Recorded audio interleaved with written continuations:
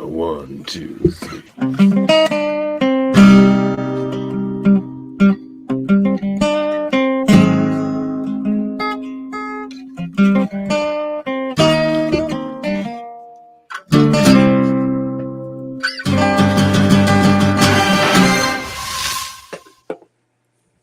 Hello and welcome to X-Rated, the X-Men animated review show. X-Men The Last Stand review from 2006, starring Patrick Stewart, Ian McKellen, Hugh Jackman, Rebecca Romaine, Famke Janssen, Halle Berry, James Marsden, Elliot Page, Vinnie Jones, Kelsey Grammer, and Anna Paquin. Was it worth paying all those high-priced contracts for this movie? I don't know. But we'll talk about that. We are your hosts, The Last Dav, and the John Drenot bitch. God, I groaned so hard. Yeah. I remembered it. I knew it was coming. It's like when someone's gonna punch you in the stomach. You know it's coming, but it doesn't really. Oh, nice mug there. Doesn't really lessen the blow. You're like, this is gonna suck, and but even knowing it's coming doesn't help. So he had one good line, which was like, "What nice helmet?" He goes, "Keeps my face pretty." Yeah. Then she calls him dickhead later, which hits a nail right on the head. Yeah, pretty much. And we have a guest with us tonight. Top tier X-Goon that he is, Ryan Jablonski. Yay! Welcome. How's it going, Ryan? Good to have you back. That's how desperate we are for Patreon subscribers that you just get on the show if you do it. I look at it entirely differently than André. I'm less cynical. We just love our X-Goons. See, I'm telling you the truth is the difference. If you see that as cynical, then that's I'm telling the truth. But you know, Ryan, your last appearance is our second highest viewed video on YouTube. Really? Yeah, after our interview with Allison Seeley Smith. Did you just watch it like 500 times on your own at home? Did you?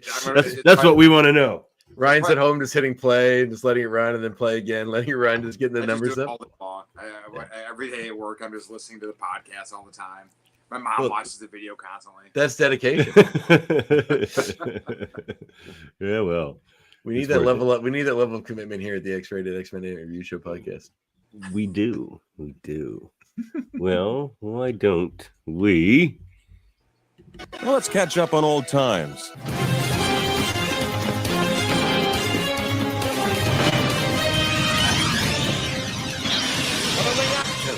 What you think they're doing up there? What you think they're doing up there, Ryan? We haven't seen you in a while. What's new? Not actually too much. Just working. It's winter time. I'm in Buffalo, so we had a nice storm. Oh yeah. This past weekend, I got 3.5 feet here. Oh wow. Yeah, which is fine. My cousin Dave lives on the other side of the lake, and he says you guys get all the snow on that side of the lake.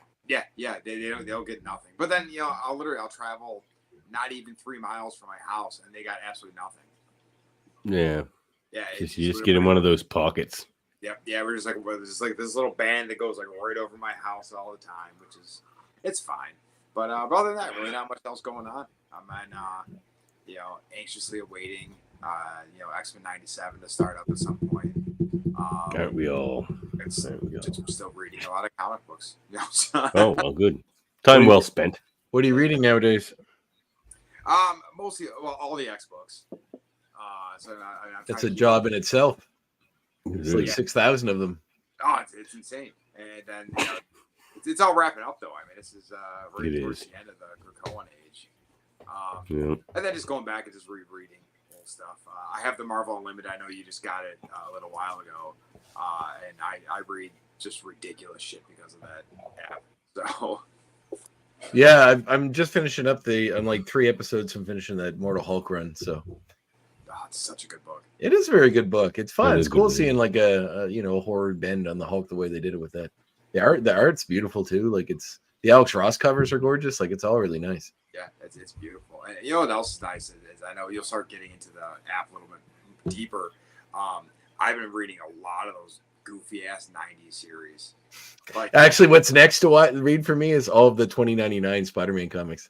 Yeah, I love those so much growing up, and I love Miguel O'Hara's costume and like his character and everything. So I'm very excited to revisit it. I have all the trades, but like I'm just gonna go through the app and read it that way. Yeah, it's easier. It's faster. It is. Read Doom 2099 while you're at it. Oh, well, Warren Ellis wrote that for a while. Yeah. That was a great one. X-Men was hit or miss, but I was going to say, I remember being under X-Men 2099. I wanted to like it, but it just didn't happen. I like some of the characters. I like the red dragon dude, Bloodstrike or whatever is his name. Yeah, Bloodhawk. Bloodhawk. Yeah, I mean, although painfully 90s names like Bloodhawk. My friend Neil used to always make fun of, like, you know, Deathstroke. He made up a character called Murder Stab, like just like deeply 90s names. Like, it's just always like gun or shooting or stabbing iconography and like in pouches, shoulder pads and pouches as far as the eye can see. All right. Well, why don't we just fire right into this wonderful movie? Well, listen, I said before the show started, but we said we should save it. This is like 25 minutes of a good movie, and then right around the time Scott gets to Alkaline Lake is right where I'm like, oh, this is where. Oh yeah, that is where the movie, like, the line comes down that chops it off, and like it's like if you could cut the poison limb off, it would be everything, which would be the bulk of the body. But right after that to the end, pretty much. I mean, there are elements that are okay in it, and so the fight stuff and some of the effect stuff is really cool. But it's better than some of the last X-Men movies, which all the fights are terrible and all the rope work is terrible. The narrative, this movie's theme about what it's trying to say about a cure and needing to change or not needing to change and making the decision to change is so skewed. When you look at it guts it guts it at the end anyway. It's so skewed. Yeah, it does. It does it at the end anyway. But like, it's so skewed, and like the idea, like, we'll get into it, but like it's like making a moral stand and then doing the exact opposite of that to win the day at the end. It's like it just seems incredibly, like, from a story point of view, it just really fucks with your vision of all of the characters. Beast in his own eyes is a villain. Like, he literally did the one thing that he was making a stand against not doing, and it didn't seem to bother him. He was just like, that's it. Like, didn't even have a moral quandary or raise an eyebrow about it later. He gets a job working for the UN. Like, he's like, well, yeah. I was doing my likes and dislikes while watching it, and I got all my likes in like the first 5 minutes, and then after that, it was just dislike after dislike dislike. It was so. It's going to be a lot of that. I mean, it certainly like feels like a sequel to what we've seen before. Like, it's not wildly different tonally that way. I mean, but like the story structure is just so out there. Somehow Colossus got less lines in this movie than did in the last one. I don't think he said any words in this. Yeah, he had one line. Did he? Okay. Yeah, I saw Rogue leaving or something. Oh, right. Which is less. He had more in the last movie where he was supposed to be set up for this one. Oh, I don't think I pointed out for our audio listeners Ryan's awesome X-Men name here, Jabossus. That's right. And his lovely X-Men shirt and beautiful X-Men art behind him and shrine to the X-Men back there, and his lovely mug. X-rated. Yeah, well, the mug especially. X-rated mug, yes, looks good. Actually, those turned out pretty well. Yeah, it's a nice little mug. When are we getting our merch? When are we going to get our own merch, Davan? When we hit the big time. All right. But I have all of any of it. Well, yeah, I know you got. It's true, you will, but working on it. We'll have some more for you soon. Davan, just remind me about what you wanted. You sent me some ideas, and then I got busy doing other stuff for you, and they were good ideas too. Yes, I remember one. So just send me a message to remind me of it. I'll get to it. Well, now I don't remember what they were. Friend of Mutanity was one. I remember that one. Oh yeah, Friend of Mutanity. Yeah. I mean, we might want to play with that one a little bit, but there's something else. Yeah. Oh, yeah. I wasn't keen on the Magneto line from the video game. I feel like it's a little too esoteric. It's way X-Men Welcome to Die. I like that line. I mean, it is, but it's like a very niche market if people would know that one. Well, maybe. Well, I mean, that is your forte more than mine. So yeah. actually, that's a good you- question. Let me ask you guys this before we start. So now that I have the X-Men Unlimited app, I want to go back and I want to like reimburse myself and all this X-Men stuff I missed growing up. So where's the best starting point besides like Stanley and Kirby's? I don't want to do that. Would it just be Jim? Would it be Chris Claremont? Yeah, number Okay. 87. All right, that's what I figured. But Or like just start at giant size X-Men or whatever. Okay. giant size and do 94, 95, go from there. Oh, 94, 95, not 87. Yeah. Once I finish. Yeah. 94 is the big one. That's like the first issue back after the reprints. I mean, I'm pretty excited to revisit the Fatal Attraction storyline. That's the one where they kill Thunderbird. In Fatal Attraction. Oh, yeah, that's right. Yeah, his first appearance. Yeah. Yes. Well, he's back now. Well, if you jump right to the 90s, though, I mean, there's Fatal Attractions. Fatal Attractions is before great. that, you had Executioner's Song, I thought was really fun. But even you could go back a little bit, like Fall of the Mutants is always great. Maybe I should just start with issue 1 and try to bomb through and see how far I get. That might be interesting. Well, the thing is, though, like it starts reprinting itself. So you're going to like. Yeah, well, I can skip those and then just pick it up later when it gets back to. But read it from the start until it starts reprinting and then get back to when they picked it up again. I'll warn you, a lot of those books, a lot of them aren't very good. Yeah, I know. No, they didn't put their best stuff into the X-Men back in those days. No. Well, even just reading like the original Thor books, I had the omnibus. I remember like I was so excited to start read some of these old comics I never had access to, and it's like it was a slog getting through some of them. It's like Thor is almost like a strange, like a very ethereally strange cosmic Punisher of sorts. He just like someone's needs to go to the hospital and he just like attaches them to Mjolnir and swings it around and just throws them and like it soars them through the sky and takes them to the hospital. It's like his powers are very convenient depending on what he needs for the storyline. And it's all just a lot of like, well, Jane won't love me because I have a cane. If only I could tell her I was Thor. That goes on for like 30 issues. Get like the Mutant Massacre India. We got to read that. Read the Claremont Bill Sienkiewicz Demon Bear Saga and New Mutants. Well, we're going to get to that movie soon enough. True. I think the first 25 issues of Excalibur are a good time. Yeah. I have a collection of Warren Ellis's running that I'd like to read soon, too. So There's a lot of good Excalibur. It's true. Super underrated book, but like it's really fun. It was fun. Yeah. All right, André, bring us in. All right. Well, we'll begin when some of the most early examples of de-aging technology in film that we have seen with a young. You know what? I've seen worse. It's actually I remember. I don't know if they maybe touched it up for this because I remember being much worse when I saw it the first time. Oh, maybe they did because it did look good, didn't it? It looked pretty good compared to what they had done before. I mean, they could. I don't know if there's a record of that, but it looks pretty decent. So we see younger Charles and a younger Magneto. It's at least they look like at least they're like Patrick Stewart, like any bald guy without facial hair. Like it's kind of hard to wage his age range. All you do is remove a few wrinkles. He could have just not been de-aged. Yeah, pretty much. Patrick Stewart hasn't aged in 40 years.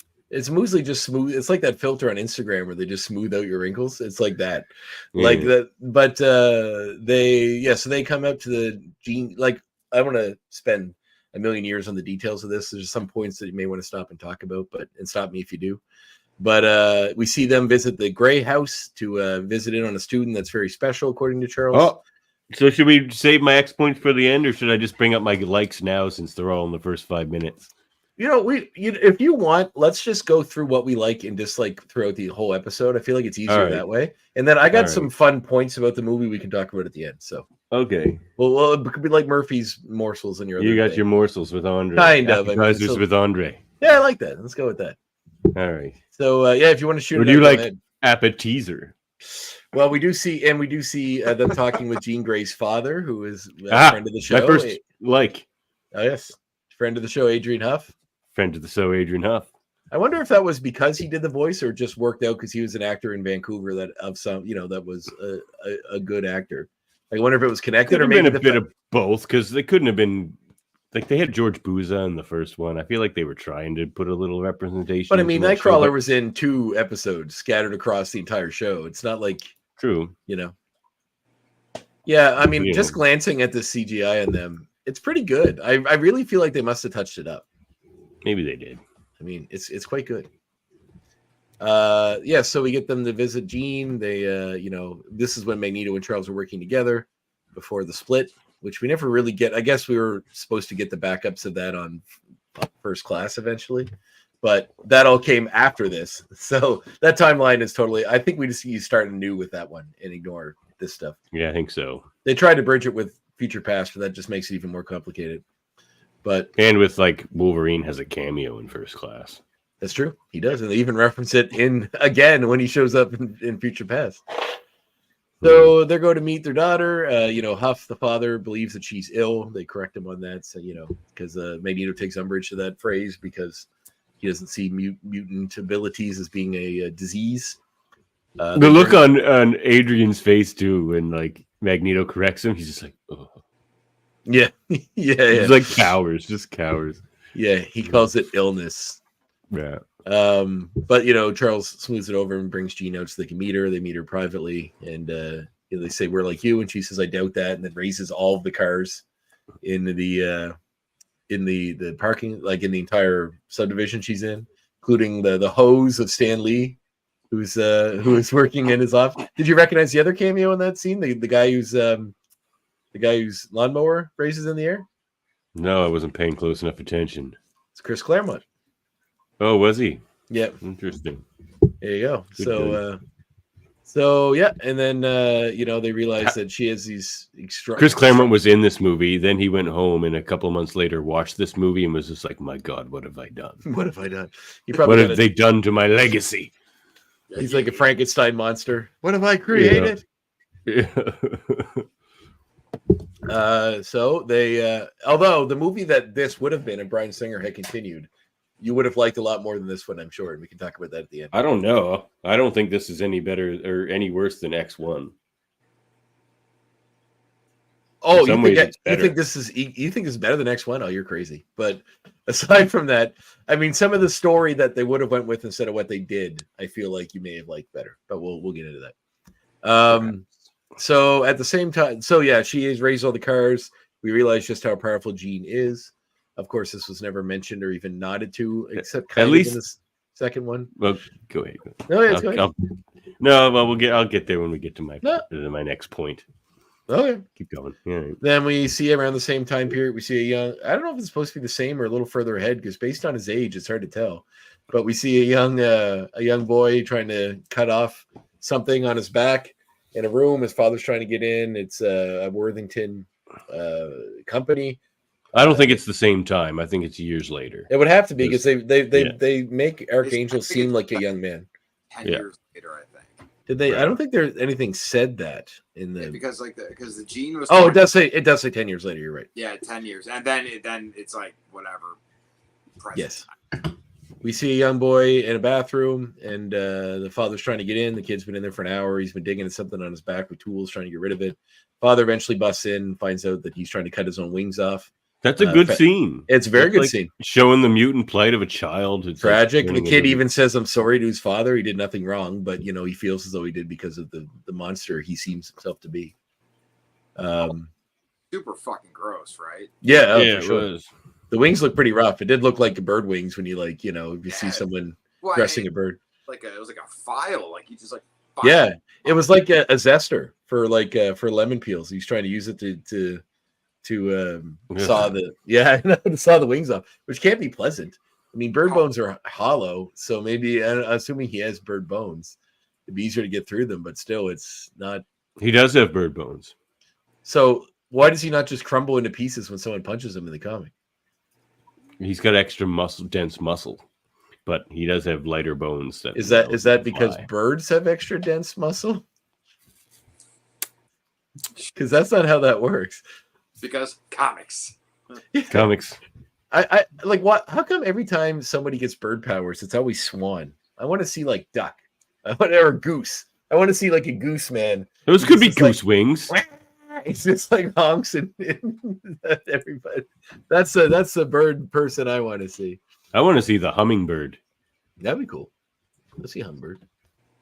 Then we cut to the big sequence mirroring the first two movies where we get all this, gene biology stuff with electrodes and over that. I mean, very quickly cut to the danger room where we see. Oh, is there a note here?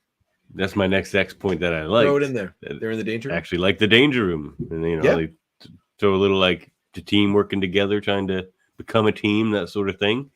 And head there, we get a fastball special. Though it's weird, he doesn't need to do this spinny thing. He's Colossus. He can just chuck him. It's slightly better than in the comics. It's almost like Wolverine sitting on his hand and he throws it. You know why it didn't work that way? Because Hugh Jackman is too tall. No, it wouldn't have mattered how small he was. Yes, it would have. If he had a little 5'3" guy. With a clear shot of Colossus cupping his buttocks and thrusting him forward by the butt. No, he doesn't cup his buttocks. If you've ever seen a fastball special, Wolverine puts his 2 little feet on there. Do you think the loss? Do you think the loss of 12 inches off of height would make that easier to film? Yes. Davan, your commitment to these outlandish statements you make is admirable. I must say, these arbitrary lines in the sand you draw and how much you stick to them, it's admirable. It's the kind of thing that leads religious fanaticism people to go get killed. It's like that level. Like you're like, if it was like death or a 6 foot tall Wolverine, you'd take death. that's how tall is death? Well, she's a girl, so I don't know. Are you okay with a female Wolverine? Yeah, I love X-23. According to Neil Gaiman. So I did like this sequence as well. I did actually like some of the story beats to come back later because Wolverine is sort of not taking it all seriously. So it's all the students, which are made up of Kitty, Pride, Bobby, Colossus, and I think that's it, with Rogue and Storm and Wolverine sort of overseeing it. It seems to be a defensive maneuver in which you're supposed to run a Sentinel. But Wolverine isn't taking it very seriously and gets Colossus to toss him a Sentinel. Well, because he says a good defense is a good offense. Yeah, and he still has tendencies to be a loner of sorts. And I do like that scene, like where the Sentinel like shoots at them and lights some shit on fire, and you just see Wolverine like lighting his cigar. And then when Storm moves him out of the way, he's like, "That was my last cigar." Yeah. Like, and he's upset about it. I do like that this comes back later where Wolverine is forced to step into a leadership role and he does so. And then it kind of like, it sort of answers this later, which go ahead.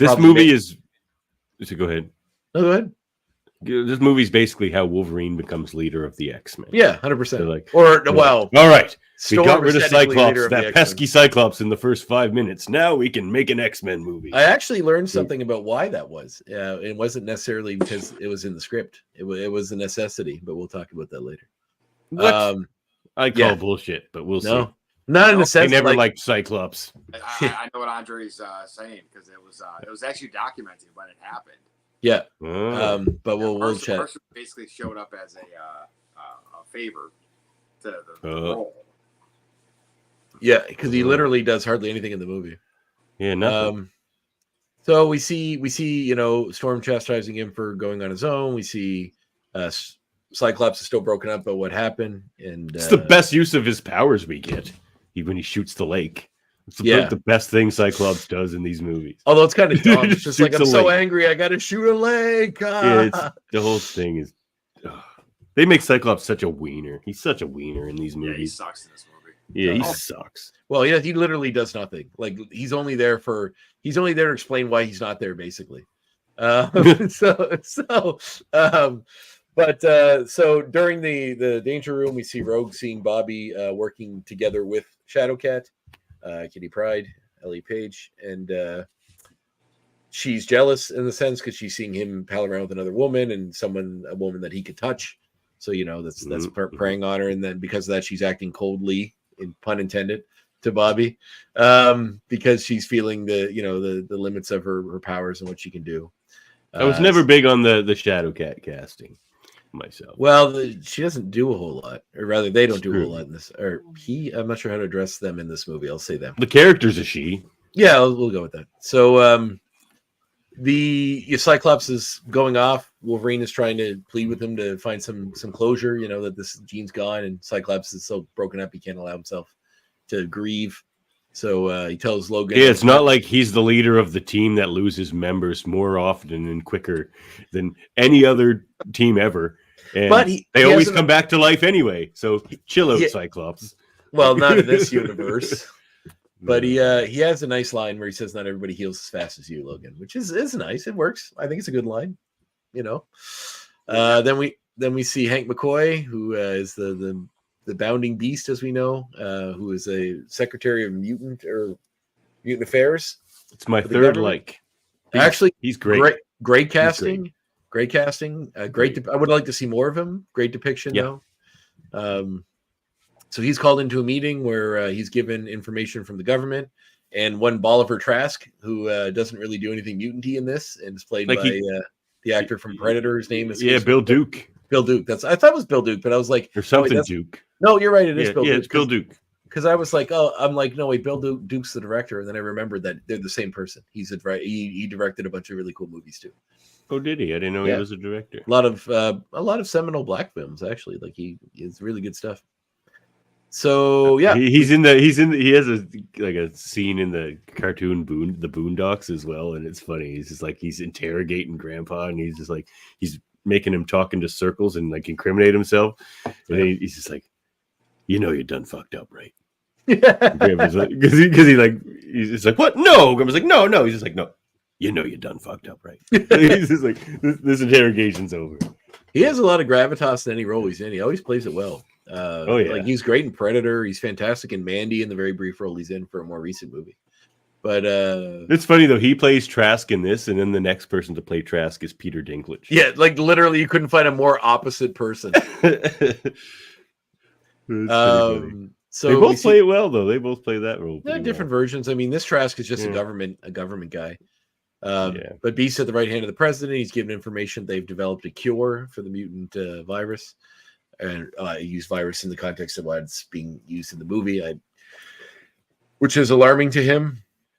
And then we cut to Professor X teaching a class with a bunch of students, in which we see a very, very brief snippet of Moira McTaggart, an old colleague of his, in a video talking about a guy who was born without any mental abilities whatsoever. He's just a husk of a person.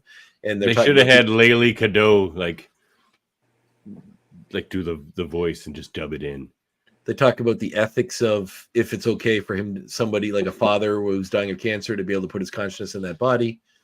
So there's talking about ethics of power and stuff like that, which comes into play a little later on. He's distracted by the. I like that actually. Yeah, that was really like when he's teaching that lesson about telepathy ethics. Yeah, that's like another one of my likes actually. Yeah, and he notices the weather's wonky, so he dismisses the class and goes out and confronts Storm, who's lost in thought, and because of it is affecting the weather. And that's the last of my likes. They try to push Storm finally into like a leadership role, and like they don't characterize her well at all. But at least he's like, "Look, you're going to take over the X-Men," because of course Scott's a loose cannon. Well, I like just in this movie, he's always a bit of a loose unit. But I like that he was like I don't say grooming, because that word has so many different connotations now. But I meant like he was preparing her for that, which I think is nice. Although like the character has done very little in the past to. Get to the point where you can see why any of this matters. But Beast shows up, and then we learn apparently that they all had a relationship with Beast in the past that none of us knew about. He does acknowledge that's the problem with this world too. Like all the good stuff we don't get to see. Like everything I want to see in this world that they've created in these first 3 Fox movies, we didn't get to see any of it. Like Nightcrawler, no Nightcrawler, not even a mention of him. So. After that last movie, and he was like the star of that last movie. You'd think for sure they'd bring him back. I would have liked to see more of him. So while Beast's about to tell him about the announcement, Charles senses it's on TV. They watch it. It's them announcing they've developed a cure for the mutant condition. Rogue comes in, is all excited. And she's like, "Is it true they have a cure?" And then like Storm, who takes slaps her down. I saw this meme many times, but it was like, "You don't need a cure," says the woman like that can control the weather, versus the woman that kills everyone she loves and can never touch. She's like, "You don't need a cure. You're perfect the way you are." It's like, I can't fuck. I can't kiss my boyfriend. I can't do anything. I can't hug my mom. Like, she's like, "You're perfect." Storm is that kind of dedicated to mutants and everything, but that's like that wasn't good writing to have that come from Storm, especially with Beast in the room. That would have been far more effective coming from Beast. And he throws a little ad on there. He's just like, "It's easy to you to say you don't shit on the furniture," but like That whole speech. He does say you guys can all pass, so it's easy for you guys. Like you can live your lives without, the Beast seems to have carved a decent life out for himself. So I'm like, what are you talking about, Beast? I have white hair. My eyes turn white sometimes when I use my eyes turn white when I control the weather. You don't think that's a dead giveaway, Hank? So yeah, we get all that. Then we catch an underground meeting of various mutants who are arguing about this cure. We get a Canadian character actor whose name escapes me. I know him best from Q, but he's in a bunch of stuff, giving a little speech at the beginning. He always kind of plays a crazy person. He was most recently in the Ari Aster movie Beau is Afraid, which is a great movie if you haven't seen it. Who plays a crazy person? The guy that's speaking when they first go in, the tall, skinny guy. He's in a lot of Canadian stuff. He's in the movie Cube. I know who you mean. He has a very recognizable face. Yeah, very, very stark features. He shows up in a lot of Canadian things. I thought he'd play a great mastermind, Jason Weingart. Yes, he would have been great. Yeah, he would have been. So do we think like these are supposed to be like the Morlocks type of thing? Yeah, because Danny Ramirez's character is credited as Callisto. That's who she's supposed to be. What? Yeah. Oof. Who's Danny Ramirez? The girl with the Omega tattoo on her throat or whatever. The one with the runs fast. The one with the super speed is supposed to be Callisto. That's what she's listed as in the credits. See, it's this weird mix of Morlocks and Marauders. Like Arclight's the one with like the super 10 pounds of pomade on her bangs that like sticks it to her head. Might as well be a tattoo. There's so much pomade on that hair, but which is distracting. Like I'm distracted by that during this movie. Like Ken Leong, she's Arclight. Oh yeah, who's he supposed to be? His name is Kid Omega in the credits. What? Yeah, I know. It's not the same as the books. Obviously, they're just taking names. Yeah. Why though? Just oh my god, these movies make me crazy with their we can mix and match mutant names and powers all we want. No one cares. And I think one of the biggest issues with this movie, not to get too far into it, is that there's at this point in time, there's literally fucking hundreds of mutants that have been created and that people could know, or even for Easter eggs or whatever. Why are you not pulling from them? It doesn't make any sense. It just detracts from your movie. You have all these having all these extra characters anyway are already they're not necessarily needed for the story. It's in itself kind of fan service. But so why not just go full fan service and have characters that people know? I mean, they have a bit of that. There's Madrox in this movie. Well, at least just make them like the characters, I guess. Yeah, make them more so. Or if you're gonna have why there's a character called Quill. Just make him that. Why isn't he called Quill? Why do you have to have somebody with stupid spiky face powers anyway? It's a stupid power. It didn't add anything to this movie. Just pick somebody. Yeah, he used it once to kill someone, notably, and it's there's tons of Morlocks if they wanted to pick from Morlocks. I don't know. I kind of saw it. I didn't really pick up on the Morlock element. I guess I didn't know that it was Callisto and stuff. I thought it was just a meeting of potential brotherhood types. People they could it seems like they're supposed to pull be into the mutants that don't necessarily, because they do a few shots of other mutants that have weird face stuff. So I think they're supposed to be mutants that don't fit in. Although Callisto and Kid Omega and the other ones all look normal except for a bunch of face tattoos. So that's half of these mutants just had a bunch of face tattoos. That's what they were doing. So Magneto interrupts, saying that they're going to come. That now this cure exists, they're going to come for all of them with the cure. He's been watching in the back. About the tattoos, they also say that's a mutant pride thing. They're like, "Where's your mark?" If you're, they do. Yeah, that's a good line by his too. He's just like, "Ink will or a needle will never touch my skin again," or whatever. Yeah, he said, "I've been marked before," and he shows his Auschwitz tattoo. So basically, the mutants are arguing about what they're going to do next. Magneto's been watching from the back with Pyro in tow, and he basically says he wants to lead them all. And they dyed Pyro's hair. Yes, to make it comic accurate. It made it more blonde. So we also learned during this exchange that Callisto is fast, but also she can tell mutants' power levels. Saying that the two biggest mutants in the room is him and Pyro. I don't know how Pyro made that list, but so they're level 4s. So everybody else is a 3 at best, or 3 or less. So, but so she can also Callisto. This Callisto is just Caliban. Yeah. Like, they just wanted somebody with Caliban's powers. Yeah, and just called her Callisto. Didn't he give her an eye patch, for God's sakes? No. I like this They gave actress. She was in Agents of S.H.I.E.L.D., wasn't she? And What? She's Go-Go, isn't she in Agents of S.H.I.E.L.D.? Isn't it the same actress? No, that's not Go-Go. Okay, she's on Sweet Tooth then, now on Netflix, and she's good in that. Okay. So, and she's been in other stuff over. Oh, she's on Heroes. That's the one. I get mixed up with that. I think she's on Heroes. She had powers and something in that. But anywho, we learned that she can also track mutants with this ability. So, oh yeah, we also learned during the president debriefing that they had kidnapped. They had captured Mystique, who was trying to steal something, and they captured her. So she's in. But this is so dumb. They're like, all right, well, they're just gonna break her out again. He's like, no, we've taken precautions. They're in a moving prison now. So instead of like having a stagnant location, Still metal. they put the prisoners in cages, put them on cars, and then just drive them continuously around the country. Yep. How can that be good? Like, I don't know. It's not very environmentally friendly. I personally am against the practice.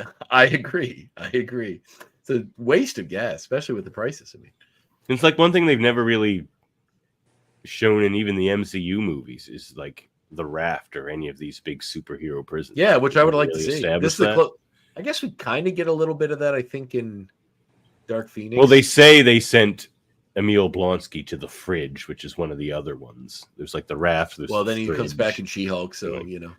Yeah, Well, then he comes back. I'm hoping we get some of that in like Thunderbolts or something. That would be cool. Yeah. Like some of them should be in prison. You'd think. Yeah.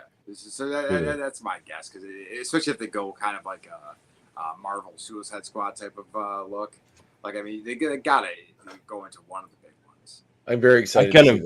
I imagined this scene the other day after like watching Echo and stuff, because Kingpin's gonna run for mayor, and I saw some little spoilers. Jesus, dude, I haven't watched it yet. Oh, whoops! What? Oh, well, that's like a stinger. It has nothing to do with the show. But sorry anyway. But I saw this article that was like D'Onofrio commenting on whether he would be in Secret Wars or not. So my theory on that, I didn't even read the article to see what he said, but I see this scene where it's all hands on deck. You know what I mean? They need everybody they can get to help fight the cause against the Beyonder or whoever it's going to end up being. And Kingpin, just like, because he's the mayor, just lets everyone out of the Raft, all the bad guys with superpowers, to fight on the side of the good guys. Like, wouldn't that be awesome seeing all these bad guys show up? Oh, it'd be awesome. But that's one of my issues with the Marvel MCU, and I don't have a lot, but like, we don't have a lot of like villains that survived that are hanging around. That is a problem. They're mostly they're mostly dead, and most of the villains are big armies of people, not like a group of villains like the Wrecking Crew or something. We don't have Spider-Man villains. Yeah, like on the Spider-Man games, they have a great sequence with the Raft where all the Spider-Man villains escape and form the Sinister Six in the first game, and then I think they revisited a little bit in the second one where Kraven breaks out a bunch of them. But it's cool. Like, I'd like to see more of that. Agreed. We'll get more street level stuff now, though. Like, they definitely seem to be diving into that now with Daredevil and Kingpin. Well, I've always said I just want, like, the closest we've gotten to a Marvel fight with just like, I want to see like the Avengers fight the Master of Evil, like 5 guys fight 5 guys with superpowers. The closest we got was Civil War, but it's still like it's not. But they were holding back because they're all friends. Yeah, and they're all heroes. Like, I want to see a villain fight like that. I don't know. So anyway, we discovered this moving prison, Mystique strapped in there. Well, it's not going to be the Wrecking Crew. Yeah, that's for sure. The one thing I didn't like about She-Hulk was the Wrecking Crew were kind of stupid. Yeah, they could have been cooler. I think they might come back to them though. Yeah, probably. Or they could amp them up in like another Thor movie or something, because that's because it's like they kind of got their tools, but they never got to use them. So I'm interested to see, or if it's not those necessary actors, like those tools, somebody else. That's fair. Oh yeah, it could be a different Wrecking Crew entirely. Which is I never thought of that. I mean, the thought of that is probably so far below what they're thinking of with their plans that I doubt it's, like I feel like that was a throwaway gag that they thought would appease some, some kind I don't know, fans. like if not to go too far off of X-Men, but like with the success of Echo and some of these other ones, and just how much they're amped up for Daredevil at this point, the street level stuff is I think it's gonna be very prominent now. Did they say that all of them, the Netflix stuff is canon now? I know they said that they did. Yeah. Daredevil and Punisher was. So All of Iron it. Fist, Luke Cage too. Even we're gonna Iron get- Fist. I hope we get more Luke Cage. I love Luke Cage. I hope Oh, so. I love Luke Cage too. I loved that show, I- man. I- Like, I think it's underappreciated. I agree. I want, And And that's Alias, another too. big villain that they shouldn't have killed. I know he's Blade now, but Cottonmouth was so good. That'd be another great villain. The last season of Kingpin and Alias, him have some sort of dynamic the third season of Alias was super good. I love that. of Jessica Jones. Yeah, I thought it was only 2 seasons. or whatever. Maybe it was second season. there's There's three. three. Was there? Yeah. Okay. Yeah, because the second season. Who was the villain in the third season? It's Her that, mother. that serial killer guy and the doctor that made her, kind of. Oh yeah. Okay. Yeah. No, Yeah, actually, that was a great show. actually, Patsy Walker kind of becomes the villain. So, Oh right, Patsy starts Yeah. going off the rails. Yeah, she goes nuts. Yeah. Right. it was. I like that. I'd like to see more. I hope. Yeah, they might bring Hellcat back. That'd be I cool. love that. I want Colleen back. Man, I loved her. Oh, Oh, she was Colleen. I want Misty Knight back. I loved Yeah, Misty Misty was Knight. amazing too. Both. Yeah. Yeah. Fuck Iron Fist, but those two. Oh god. Well, what I heard is they're bringing in, like, they'll canonize that show, but just not use him and bring in a new Iron Fist. The second, Like a different character, not even Danny Rand. the second I season heard of it's Iron gonna be a Fist female actually Iron was pretty good. I liked it. Second season, the first. I didn't dislike that show, but I thought the most interesting thing about it was the Meachums. in Yeah, Iron Fist Meachum himself I was really quite liked. boring. Yeah. What was the main Meachum guy? The younger Ward, fella? wasn't it? Or Ward? Ward, yeah, he was super interesting. Yeah, I liked him a lot, and he had a real arc. Like a real did. character arc. And also the guy that played his brother there from the guy that wanted the Iron Fist powers in the second season. He's really good too. He was in Doctor Who. He played the Master in the last few seasons. He's super good. So anyway, we see Beast go visit the mutant that they're synthesizing the cure from, who we know is Leech. If you know anything about the comics, they don't call him that in the comic, but he's a Could have kid. made him green. He's a kid. He's a bald kid who, whenever someone goes near him, the powers negate. So as Beast goes to reach out to shake his hand turns back to human, which is a cool little moment. You see him. It's actually a touching moment. We kind of see him looking at his hand and seeing a part of his humanity he thought he'd never see again. So Yeah, that was nice. But he was just really effective as Beast, Kelsey Grammer. he's perfect for this role. In fact, so it's so perfect they kept him going forward in what they did in the Marvels. So that's fine. Oh, So. yeah. Oh, and he was great in that. He was only one scene, but I was like, oh my god, best scene in that whole movie. And he looked like quite that good in movie. it. Yeah. But so like they could afford a lot. Oh no, here's what I was gonna say. So last he actually attempts later in like the big fight scene at the end of the movie to do a beastism. He's like, well, William Shakespeare would say or whatever, and then he just like gets sick of it. He's like, you get the point, and just like stops his beastism, but he almost pulls off a George Booza beastism. It's something about a Winston Churchill quote about fighting. Oh, it's Churchill. Yeah, it was something about We fighting. will fight them on the beaches. Well, it wasn't We quite will that. fight them in the skies. But it was something No. about when diplomacy fails, whatever that one was. You know what I mean? Because I think Wolverine makes a snide comment about, the diplomacy part of him being a politician. Now he's out there with them fighting, beating the shit out of the mutants. And we oh my stars and garters. So that Yes, we do get him to say that, which is cool. That was on the like list. I mean, it's silly, but I'm like, fuck that, man. This is Beast. Yeah. So this True. is where the big holes start for me. We see Scott show up at Alkali Lake. He's hearing Jean whispers of her in his brain. It starts becoming overpowering. He shoots the water. The explosion blows him back. We see a shimmering person appear before him. It's Jean who is back. He goes to her and she tells him to take his glasses off. He says he can't. She says he can because she can control it now. And then she negates his powers enough so they can kiss. But then she kind of starts phoenixing out, I guess, for lack of a better term. And then we cut away to the school where we see she kills him. yeah. Well, we don't see any of that. But we do see her dispatch people later by just turning them to dust. It's almost like she burns them so they're just ash, so I'm assuming that's what happens to Scott. This movie makes X1 Wolverine injury seem way worse too, because like when Jean's just flaying the skin off him, it's like immediately keeps growing back and she keeps flaying it off again. Yeah. But yeah. So there's Wolverine inconsistent healing powers. The comics do it. The cartoons do it. Everything does it. Also, Jean's hair is now really bright red, like. Oh my god, that was one of my dislikes. The color of bright her red. hair. It's like it's almost unnaturally red. Yes. It looks ridiculous. Well, I'm probably skipping some dislikes. Oh, Cyclops, Rogue. So, Beast's line when he meets Wolverine, he goes, "I hear you're quite an animal." Yeah, and it's just so Wolverine can say, "You're one to talk." Like, I hate these lines that are just like so obviously like constructed. You know what I mean? Like, you know what it's designed for? It's designed for the movie trailer, which it was used in. Yeah. So that's what it's designed for. So take those out of the movie. Just put them in the trailer if you want. Then people get mad that there's stuff in the trailer. It's not in the movie. You can't please everybody, dude. The crap. Actually, that's illegal now. Yeah, it is. Yep. Form of false advertising is claimed, which is not wrong.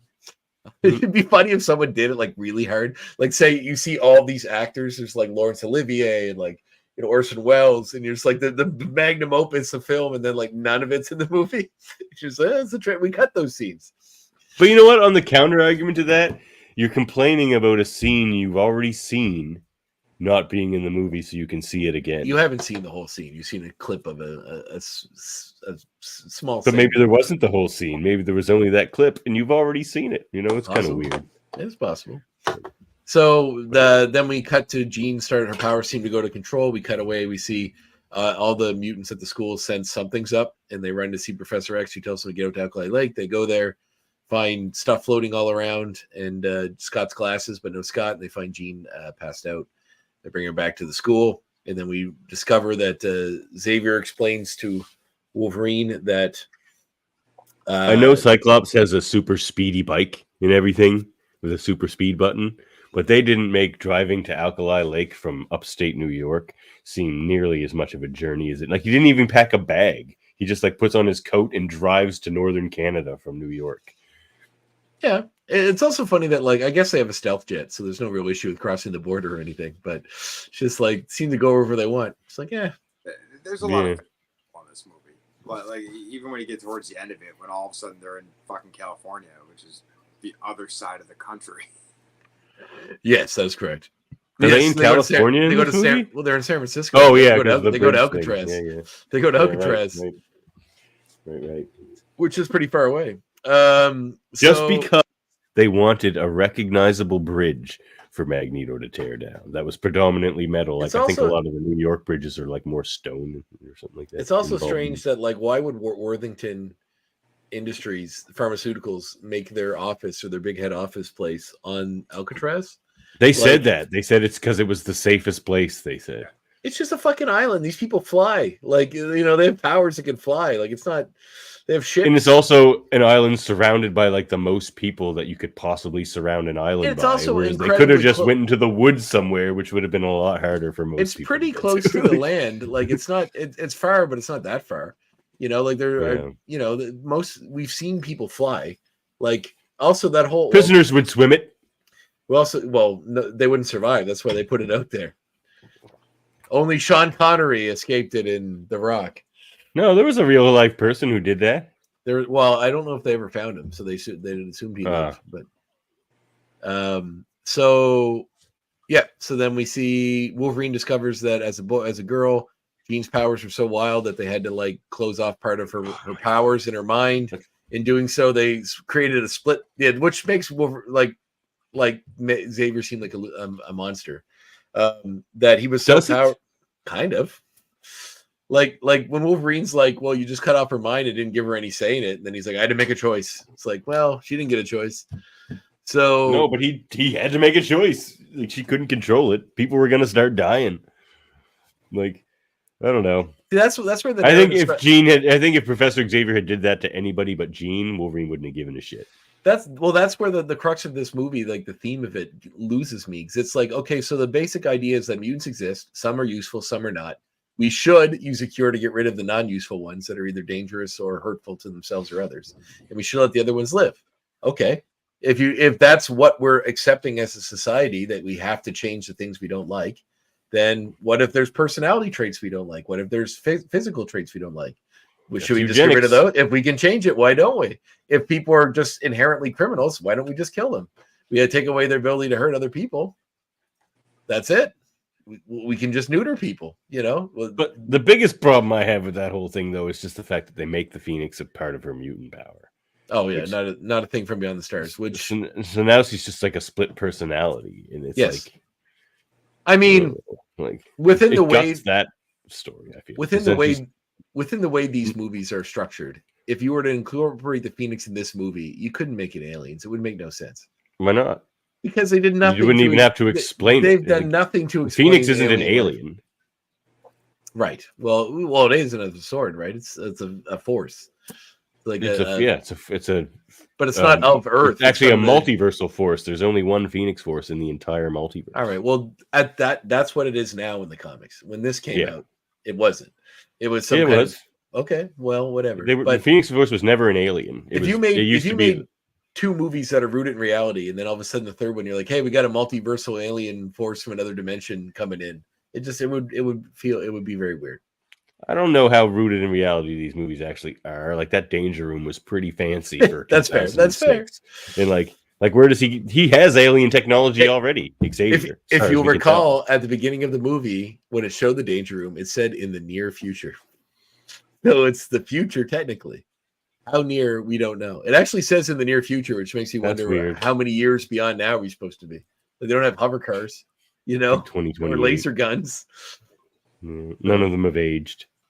So anyway, we discovered that the part of her personality that was tucked away became more prone to hedonism and pleasure and like the base instincts, while the regular Jean was in control. And now that whatever happened to her ignited this thing and opened it up, which saved her life, but also, so he's trying to put the barriers back up. Of course, upon hearing this, Wolverine's, because he loves her, he's quite upset that they fucked with her mind. Why wouldn't he love her? He spent a total of at least 5 hours with her. Well, between movie 1 and 2, we assume there was some time involved. Although, no, it's correct because he only comes back in number 2. Yeah, that's right. I mean, their relationship is so bad. She's an attractive lady. Yes, that's not what love is. There's a lot of attractive ladies out there, and I haven't fallen in love with all of them. Well, you're not living life, Davan.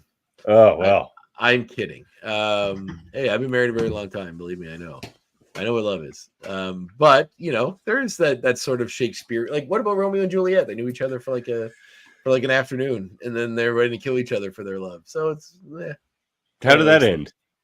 Not well. Neither does this. So Yeah. Well. Just because quick love doesn't necessarily, or quick to love doesn't necessarily mean that it's always going to end badly. It just does because these have to mirror the comics they're based on, where it all ends badly. Well, and this one's kind of fucked up too, because ultimately Jean was with Scott. Yeah. Yeah. It's just like, hey, I'm better. Just come with me, and it's especially nowadays, it just ends up being very problematic, right? Well, I mean, between the movies though, she does choose him, and even in the second one, she tells Wolverine I choose him. Yeah. Then she kills him and makes out with Wolverine. Yeah, I know. Yeah, the third one is disjointed from the first two. That's for sure. You can definitely tell a different person stepped in and carried the story on after things get out. So we cut to Warren Worthington II, who is preparing to give the cure to his son, who is now grown up with the wings. While they're trying to administer it, the son has second thoughts and rejects it. And having the display where his wings come out is kind of cool, although he's like, I'm not ready for this, and he wants to leave. So ignore Dan the man. Those are my points for later. Come on, Dan, don't get ahead of me. Don't read it. Anyway. I didn't know about any of that, so I'm interested to hear. That's the points I was going to talk about later. Stop ruining it. All right. So then Warren Worthington wants to leave. He doesn't want the cure. He thinks he's fine the way he is. His father obviously says, this is what we want. He says, this is what you wanted. And then he dives through the window, which would have shattered him to pieces in real life. He would have carved him up real good. What did I tell you about increased muscular density? That doesn't mean you don't get sliced by shards of glass when you jump through a plate glass window. Well, there are those types of glass now that break in a way, like car glass window, where it's not supposed to cut you up. It breaks more rounded. But did that look like what you saw in that movie? Did it look like rounded pieces of glass were coming out of the window? Not particularly. Okay. This is a kid who will friggin' zest his own wings off. He can handle a one. Well, that was 10 years ago as well. So, right. Why am I sticking up for this movie? Yeah, 10 years. So then that 10 years of I don't feel any pain because he just keeps. Cousin Dave says This movie is the worst of the franchise. Justice for Cyclops. The Phoenix Saga can't be told in 2 hours. The idea of the mutant cure and some mutants choosing that was sort of interesting. It's better in the comics. But that's the nicest thing I can say, he says. Yeah, he's right. Kelsey Grammer was good. Yep. This is an F movie, he says. Oh, my. Yeah. I mean, because the first 25 minutes were good, I don't think I go that low, but it's not going to be high. I like the first 25 minutes of this better than the first 25 minutes of X1. That's for sure. That's fair. I mean, probably X2. But the benefit of this is that we have all the stuff we built up via the last two movies. Yep. So you need that to have this. Otherwise, but that's not what's necessarily good. Like Beast wasn't in those other movies. He's kind of the best part of this. The bad things about this movie are the things that they supplanted in the other movies, like Cyclops being useless and a jerk, and might as well just get rid of him. I don't think he's a jerk. I do think he's kind of useless in most of the movies. Yeah, he's just a wiener. He's like. So he's just a wiener. That's a word I haven't heard used to describe a human. Well, it's the only way I can describe this Cyclops. He dives out the window, flies away. Leech watches him fly away. We see Magneto do a really cool little scene where he messes up the convoy using Callisto's powers to find Mystique. They bust in, break her out. Do we have to call her Callisto? Fine. Anyway. Okay, whatever. I don't Let's call her Tattoo Face. Davin, this movie can't hurt you. Okay, the movie can't. It already has, André. You can still enjoy the Callisto you have from the comics or from the cartoons or whatever version you want. It's still there. This Brett I don't want the Callisto from when Chris Claremont came back and did that newer Excalibur run and she has snake arms. This is the problem. You can't the thing that you loved is still there, nerds. It's still there. If you don't like the new version of it, that's fine. The old thing you loved that you loved first is still there. Go love it. Why can't we have new things we love also? You can and will, but it's unrealistic to think that everything will make you happy. That's going to come out related to comics. But I want everything X-Men to make me happy. I agree. I would love everything. And everything Star Trek comics to be exactly. I would like every version of the comics that I've created in my head to become movies, which is what everybody else wants. I just don't get irrationally angry when it's not. So, which is not, neither do I. No, but many do. And that's the problem. Yeah. Oh well, yeah. The internet certainly does. They fuck up all the. So Magneto shows up, fucks up all the convoy. During the shuffle, Mystique manages to kill her jailer, get her keys, and escape. They come in to rescue her. That was actually kind of funny because she's like, "When I get out, I'm gonna kill you myself." Yeah, I like I'll spray you in the face, bitch. She doesn't do a ton, but I like her. I like her in the movies. Like her design.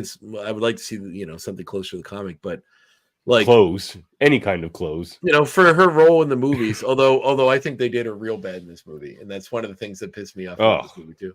Real bad. In that same scene, they totally gut Magneto. Like every character is destroyed in this movie except the Beast. When Dave said that there are two Magnetos in these movies, he's 100% right, and it's most upfront in this movie for a lot of reasons. But we'll get to that. So that's what bothered me with X1. Yes, agreed. They come into. All Magneto does in these movies is sacrifice mutant girls for his own. No, ends. the first That's movie, all he does. At least the evil Magneto that we know is consistent in the first two. He's wildly inconsistent. Like if you don't agree with this, no, he's not. Well, consistent as to he has moments about the mutant stuff, but then the cartoony villain stuff kind of plays all the way through. This one, he it's just, I guess maybe it's more nuanced than the old ones. It's definitely way more prominent in this one, and the dichotomy between the two is very stark. And we'll get him leaving Mystique is kind of like a shittier version of him trying to use Rogue in a way. This is somebody he's supposed to care about. Now, but we'll he brings in the thing. Mystique's already out. They decide to release the other mutants that are on the train to join their cause, which is Jamie Madrox, who is the multiple man. You also see Juggernaut, who is just a mutant, I guess, named Kane Marco Juggernaut in this. X-Goon Daniel says, has any other statement ever been more true than me saying I want everything X-Men to make me happy? But the thing is, your X-Men or your version of X-Men that you want compared to what the other crazy X-Men fan that just loves Rob Liefeld X-Men stuff, he's not going to be happy if you get what you want. So where you got to find some weird way in between. Rob Liefeld X-Men is just X-Force. Sure. And they got that in Deadpool movies, so they can have those. Kind Liefeld of. fans. Kind of. Well, the feet looked better. They looked realistic. Dan the Man says, did The Last Dev see the Insomniac leaks? No, I don't like leaks. And I'm not a gamer anyway. I'm not going to play that Wolverine game. No, man, those Spider-Man games are perfect. I played some of it, but even as good as those games were, like I played it for an hour and I months went by before I had any more time for it. They're the best Spider-Man movies that aren't made. They're fantastic. Yeah, I agree. They're very good. If they make Spider-Man movies based along those storylines and introduce Miles the way they did and everything, it's narratively perfect. It would be. I think they're going to introduce Miles in the next one. That'd be cool. I'd like to see a live action Miles side with Tom Holland, working together. It'd be really fun. The only thing weird about it is Tom Holland's still kind of young to bring the young Spider-Man. You were saying, Ryan? Well, I was gonna say, but do you think we're gonna get him, or do you think that we're gonna get a live action version of Spider-Verse Miles? I'd like to see them give him his own story and build him up. I would too, but I think Secret Wars is gonna. Yeah, I think it's what you're thinking. Yeah. I don't think they want to rebuild that character again when it's been done so well in those movies. Those movies are the best Spider-Man movies ever made. I'm inclined to agree with you. Yeah. It pains me to say so because I love Peter Parker so much, but they're insanely good. So Peter Parker's in those. Yes, but not the version that that I want to see. So, it's not about you, André. Exactly. It's not about what you like. You know what? I can forgive all that stuff because I do love them so much. They're fantastic films. Yeah. But the Miguel O'Hara is a much different version than the one I wanted to see, but I'm still okay with it. Yeah, that Miguel kind of sucked. No, I like him. Angry and villainous. It's that's not Miguel. What is going on here? But yeah. Well, it was weird. In the movie, it's apparently there's other Miguels that are out there, I'm sure, that are the one that's but this Miguel was that way. I mean, if you do paint the character as a villain, he the costume and everything starts making him look more villainous. Especially they made him jacked in this. He's the only Spider-Man I think that doesn't stick to walls. That's why he has those claws on his fingers. Yeah. So he's almost more jacked because he needs the strength to pull himself up. And I love the scenes where he's running up the walls and he's tearing chunks away. It's super cool. Mm-hmm. All right, so now let's finish this. So then Kane Marco, who's just a juggernaut, not related to Charles or just a random mutant who apparently his powers are if he can't be stopped once he starts running. So they release him. But while they're all distracted with talking about how cool they all are, one of the guards loads up one of the cures into a gun and then shoots it at them. Mystique sees it, gets in front of it, saves Magneto, but the robs her of her powers and puts her back into Rebecca Romaine Stamos mode.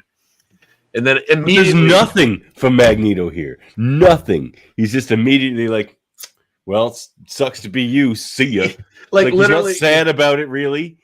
He's lost a friend. Yeah. I mean, it's implied that they're lovers, so he's even just man, is it? I believe in the first two it is. Okay. Well, and also he went through all of this trouble to literally get her.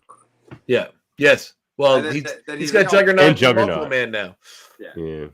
Well, I think he just got them as bonuses. I don't think. Yeah, they were bonuses. He went to save her, and then she saves his life, or saves his mutant to him, and is basically, oh well, fuck you, see you later. Yeah, she's on the floor, just withering, her powers go away, and she's lying there naked and vulnerable, and he's like, "You're not one of us anymore," and he just turns. She was so beautiful. He's it's a pity. She was so beautiful. Which is, I do like that line. Which is hilarious because it's a naked Rebecca Romaine lying on the ground, and he's like, "Yeah, but she's not blue and unique anymore." That's what I liked about it. I just hate the context. I like the line. I just hate the context. Yeah. So we see Beast find out about the fact they're using the cure as a weapon now, which is something he was dead against, so he resigns. This is where it starts pissing me off. So Beast is so upset they use the cure on mutants, as the military or the government uses the weapons on mutants. They're weaponizing it. Yeah, they weaponized it. That he quits working for the government. Now, keep that in mind later because it's important. He should. Yes, but not based on what he does later, which we'll talk about. Yeah. Oh, well. Does he weaponize it? Yes, he I know he does. I know. I'm joking. He 100%. Yes, Dan the Man, I've been told that I should play X-Men Legends 1 and 2. Maybe we'll get to them in our gaming series. Who knows? Those are old games, but they're fun. Yeah. Wolverine. New to me. Wolverine is hanging out with looking at Jean while she's healing. She comes out of the coma, starts making out with him, really wants him. In fact, starts pulling off his belt with her powers and stuff. He puts the brakes on it because he asks what happened to Scott, which I feel like nobody's asked up until this point. Like a lot of time has gone by, and this is the first time someone's like, "Hey, where's Scott?" You know, he went to find you. So they show him his glasses and stuff. She suddenly, the real Jean we know, comes back to when he mentions Scott. She begs Wolverine to kill her because she can't control it. But then when Wolverine is trying to tell her that she'll be okay, the Phoenix takes back control and tosses him out of the way, and then leaves. We do see Magneto, who is looking at the technology, the cure gun, talking with the Brotherhood, and says that we're going to use this to use the fact that they weaponize this for our cause to turn more mutants on our side. And then we get back to them sense. Danny comes in to tell them that she senses the level 5 mutant, which she never sensed before. That Danny's the actress, sorry, Callisto.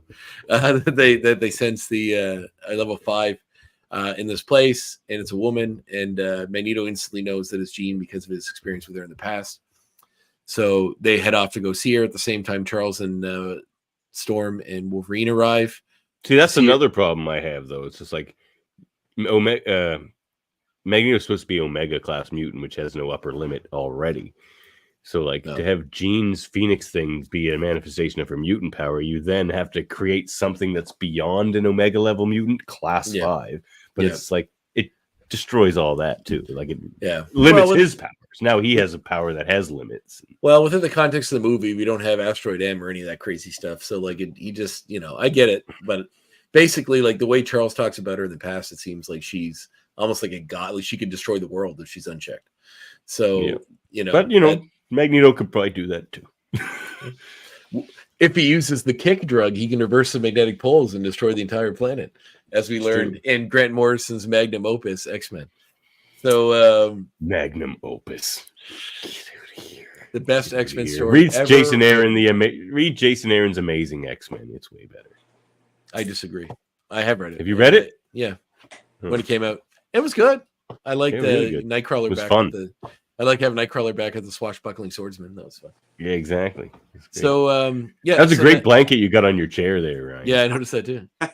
Thanks. This X-Men shrine is beautiful, I must say. Oh man, you got to see it after the show. You should give André a little tour. I've got the tour of the room. You won't believe the stuff you got going on there. Man. Sweet. Well, we just, Davan, let's just head down to Buffalo, New York, and go check it out. Yeah, we'll do an episode from Ryan's room. You got some couches, spare bedroom in there, Ryan. We can stay for a couple weeks. Yeah, we're good to go. All right, I have to bring the kids. Yeah, I can watch your kids. It'll be fine. All right. So Magneto's there because she went because of Callisto. Professor X is there because of Cerebro, which doesn't really play into this movie at all. I don't think it's even referenced, but I assume that's how he's using his powers to track her. So they go there. She's sitting in the family home. We don't know anything that happened to the parents. I guess we're guessing they got killed. We don't see them. And she basically, Charles trying to get her to come back and so he can help her. Well, Magneto. They are conspicuous by their absence, aren't they? Yeah, I'm assuming she killed them. I mean, where else would they be? Killed her parents? Wow. She killed Scott. That's different. He's a wiener in these movies. Well, not to her. To love her life, for God's sake. Till Harry Wolverine came along.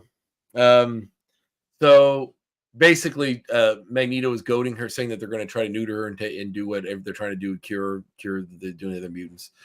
Charles is saying he wants to help her. Magneto's appealing to her base desires, which is what the Phoenix is essentially. And then Jean decides to side with him and explodes Charles Xavier, causing a big. Which doesn't that seem a bit weird? Like if you're like someone in the mental state of the way Jean has been portraying, would she just join up with somebody else?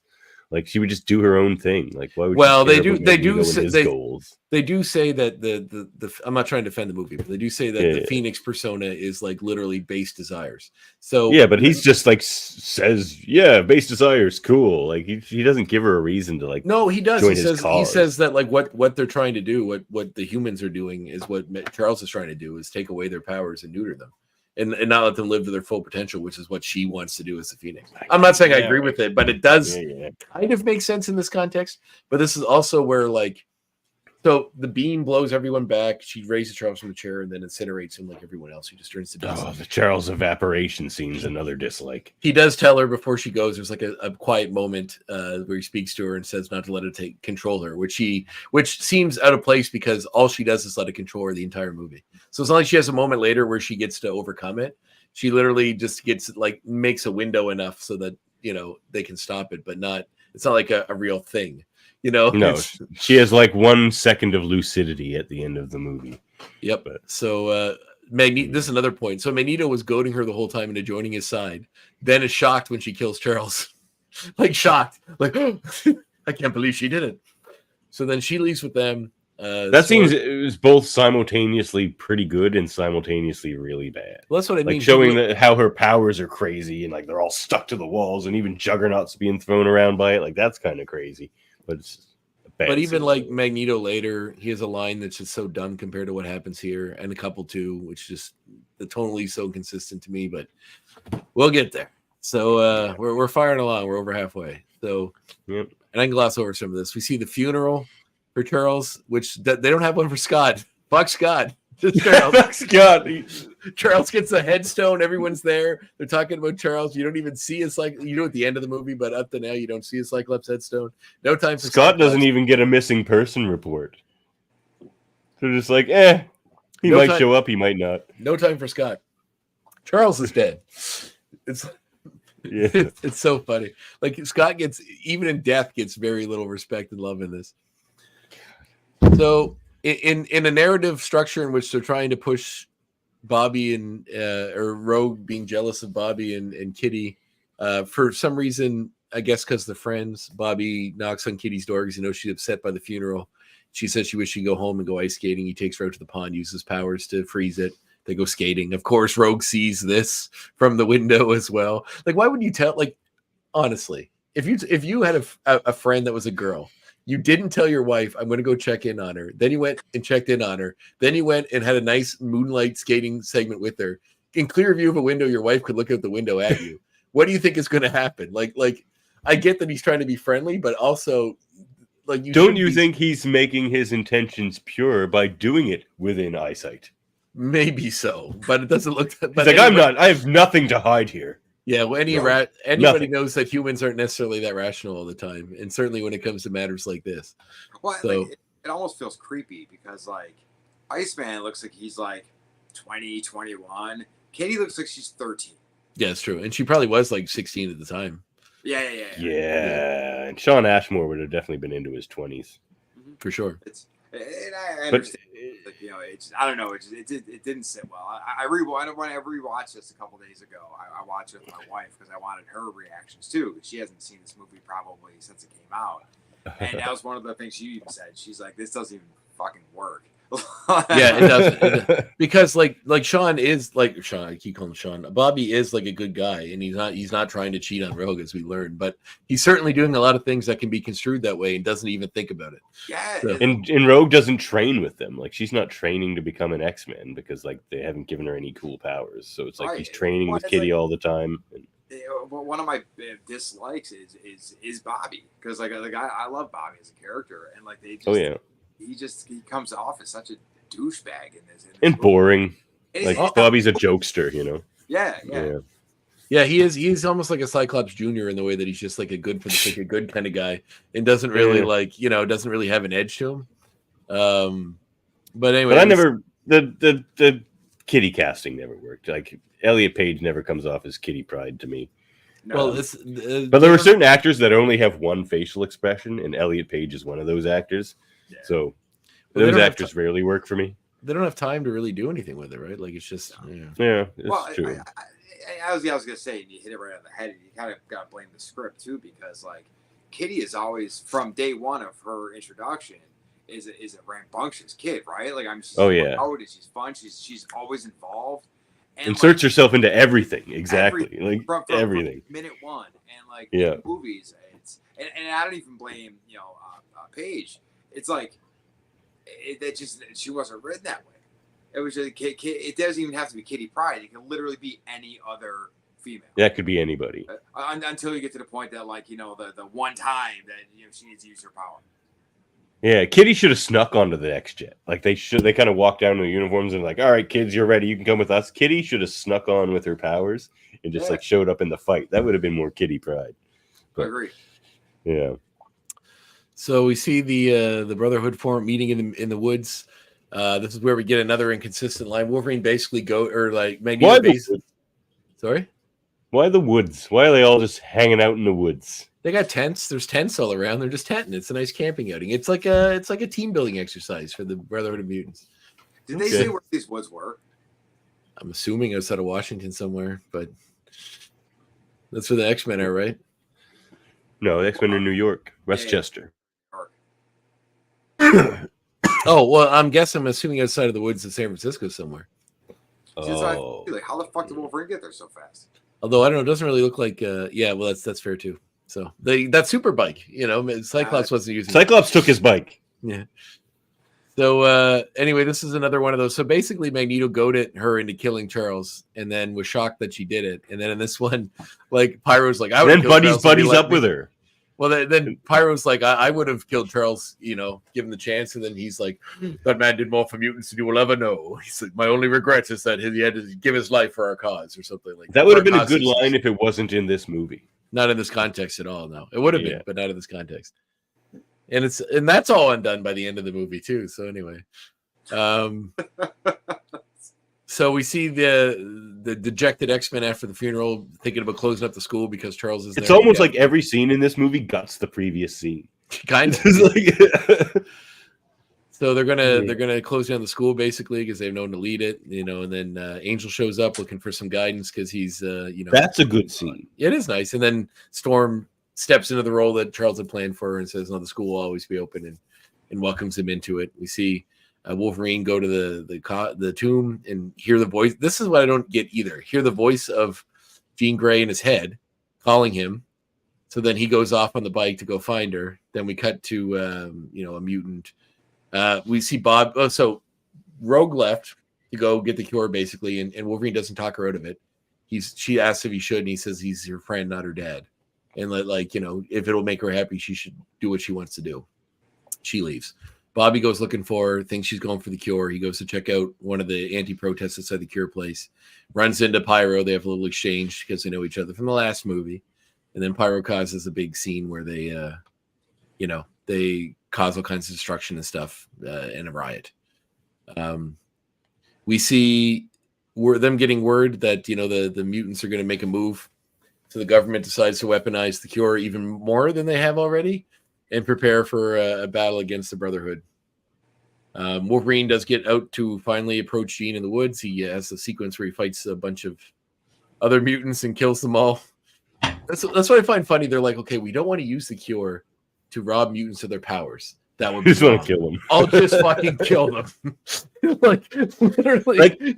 Their portrayal of Magneto and his position on his own moral position on mutants and even it gets even worse when we get to the fight at the end. Like he does not hold mutant life higher than I know when the pawn. That's why the pawns go first. Yeah. Oh man, I almost shut the movie off when he said that. I had to keep myself watching it after that. It was So sorry, that's not what about. I mixed up one thing. So this is another part that really pissed me off. So anyway, Wolverine shows up, sees Magneto giving a big speech, gets Jean alone, tries to appeal to her. Magneto stops him and tosses him out of the way. Then we see the government. That was slick though, just seeing him fire Wolverine through a shit ton of trees. And when Wolverine lands, he is messed up, man. There's he's that actually was cool. And it was neat seeing him just like ping ponging through trees, getting thrown through.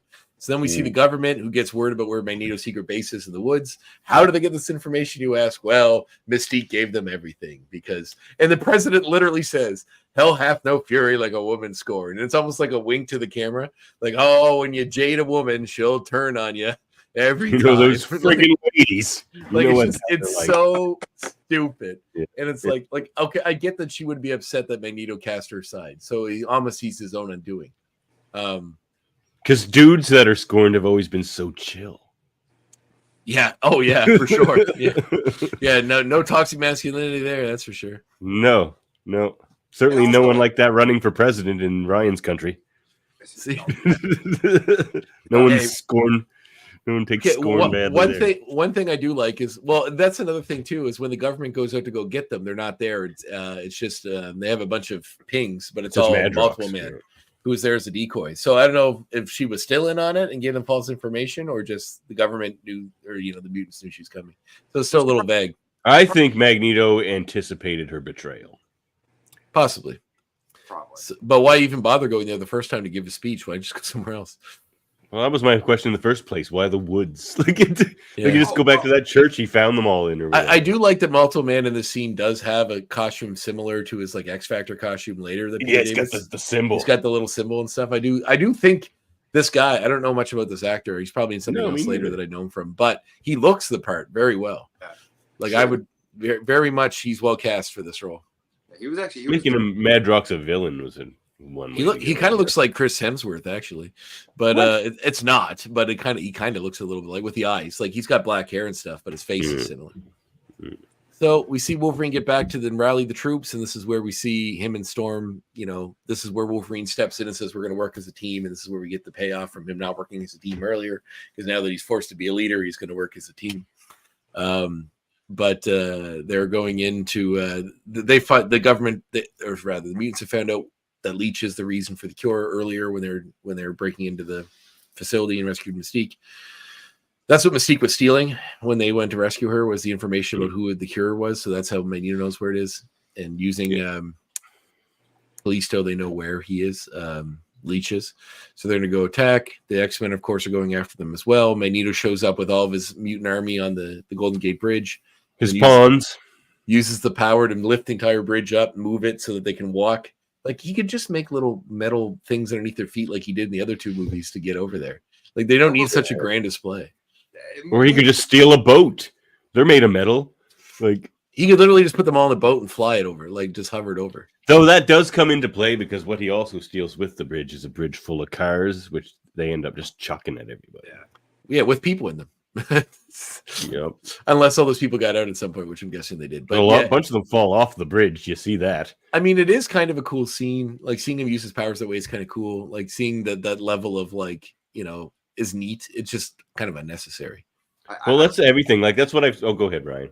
Oh no, I was gonna say I remember seeing that scene in theaters when it came out, and even at this point, I didn't like the movie, but that scene looked really fucking cool on the big screen.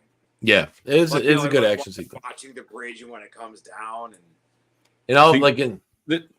this is the difference between these Fox movies and what the MCU started doing just 2 years later after this movie, which is the MCU knows how to naturally find uses for superpowers. I think you meant earlier. In these X-Men movies, they have to force all these weird scenes that make no sense contextually to find a way to use the superpowers. Yeah. They don't know how to use. I always say the last two movies were good until they start to try to be X-Men movies. When X1 was just a World War II period piece for 5 minutes, it was pretty good. But then it gets bad. I think you mean the magnum opus that is Blade from 1997 is when Marvel. You and your magnum opuses. Yes, Blade and Grant Morrison as X-Men is the peak entertainment. Blade 2 is one of the best Marvel movies. Yeah, Blade 2 is good. Blade 2 is good. So, Guillermo del Toro. Blade 3 is awful. I agreed, 100%. I actually was going through. I was reorganizing my Blu-ray collection because I had a new shelf, and I was just putting everything in good. And I was taking anything that has more than 2 movies, I put on another shelf because it's the series or the collections. And I got Blade 1 and 2, and I was like, I guess these go. And then I was going to put it on. I was like, I never even bought 3. I was like, I refused to. So I had back on the normal shelf. So then, basically, the I'm X-Men forward to the new over. Blade. First, we see the mutants all coming in to attack. The government's there, and they're weaponized the cure. So Magneto tells all of his important mutants to hang back as the pawns go first. And literally all of those mutants, like you have Jean Grey. He has Jean. There's a bunch of reasons that I'm upset with some of the decisions here. So Jean is there to like get rid of the cure stuff. She can use her powers to just incinerate it. So why, like, it shouldn't even be there. But he just lets her hang back for no reason and lets all of these mutants run in and get tagged with the cure. Yeah. Like out of the get-go. I don't know if it's just to show the world what the cure governments are doing. That is the most insulting, disgusting, heinous thing to Magneto. Yep. Yet he'll just gladly let it happen to everybody who's helping him.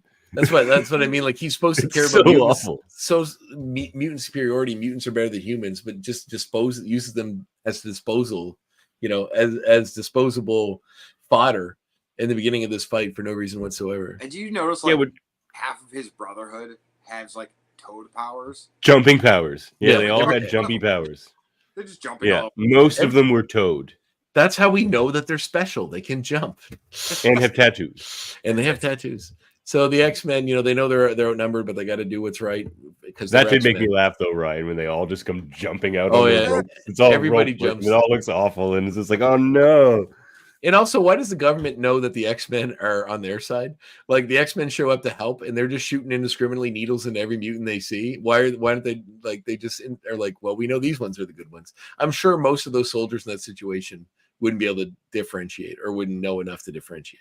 Then Wolverine starts barking orders. Yeah, to the government actors, and they just listen. So anyway, they said, "Look, I'm Canadian Special Forces. I'm taking over this situation." CSIS. That means a lot to you guys, I'm sure. Yeah, CSIS is here. Everybody back down. Yeah, the Canadian version of the CIA has the same respect as the CIA in this country, right? Right? Yeah, right? Yeah. Right? No? Okay. Yeah. CSIS credentials work down there? No. I highly doubt it. I doubt the average American doesn't know what CSIS is, which is probably not fine. And that's not a knock on that. You ever heard of CSIS, Ryan? Nope. There you go. It's our CIA. Well, more like our FBI. We don't really have a CIA. But yeah. We don't really have that we know of, unless it's Weapon X. Maybe our Department CIA H. is just so good that we don't even know who they are. Department H is wow. Think about it. Alpha Flight's real. I wish. I believe Me it. too. It just feels like there's a lot of like interpersonal stuff that isn't given enough time to be really rewarding when they do stuff with it, and a lot of it happens in this fight.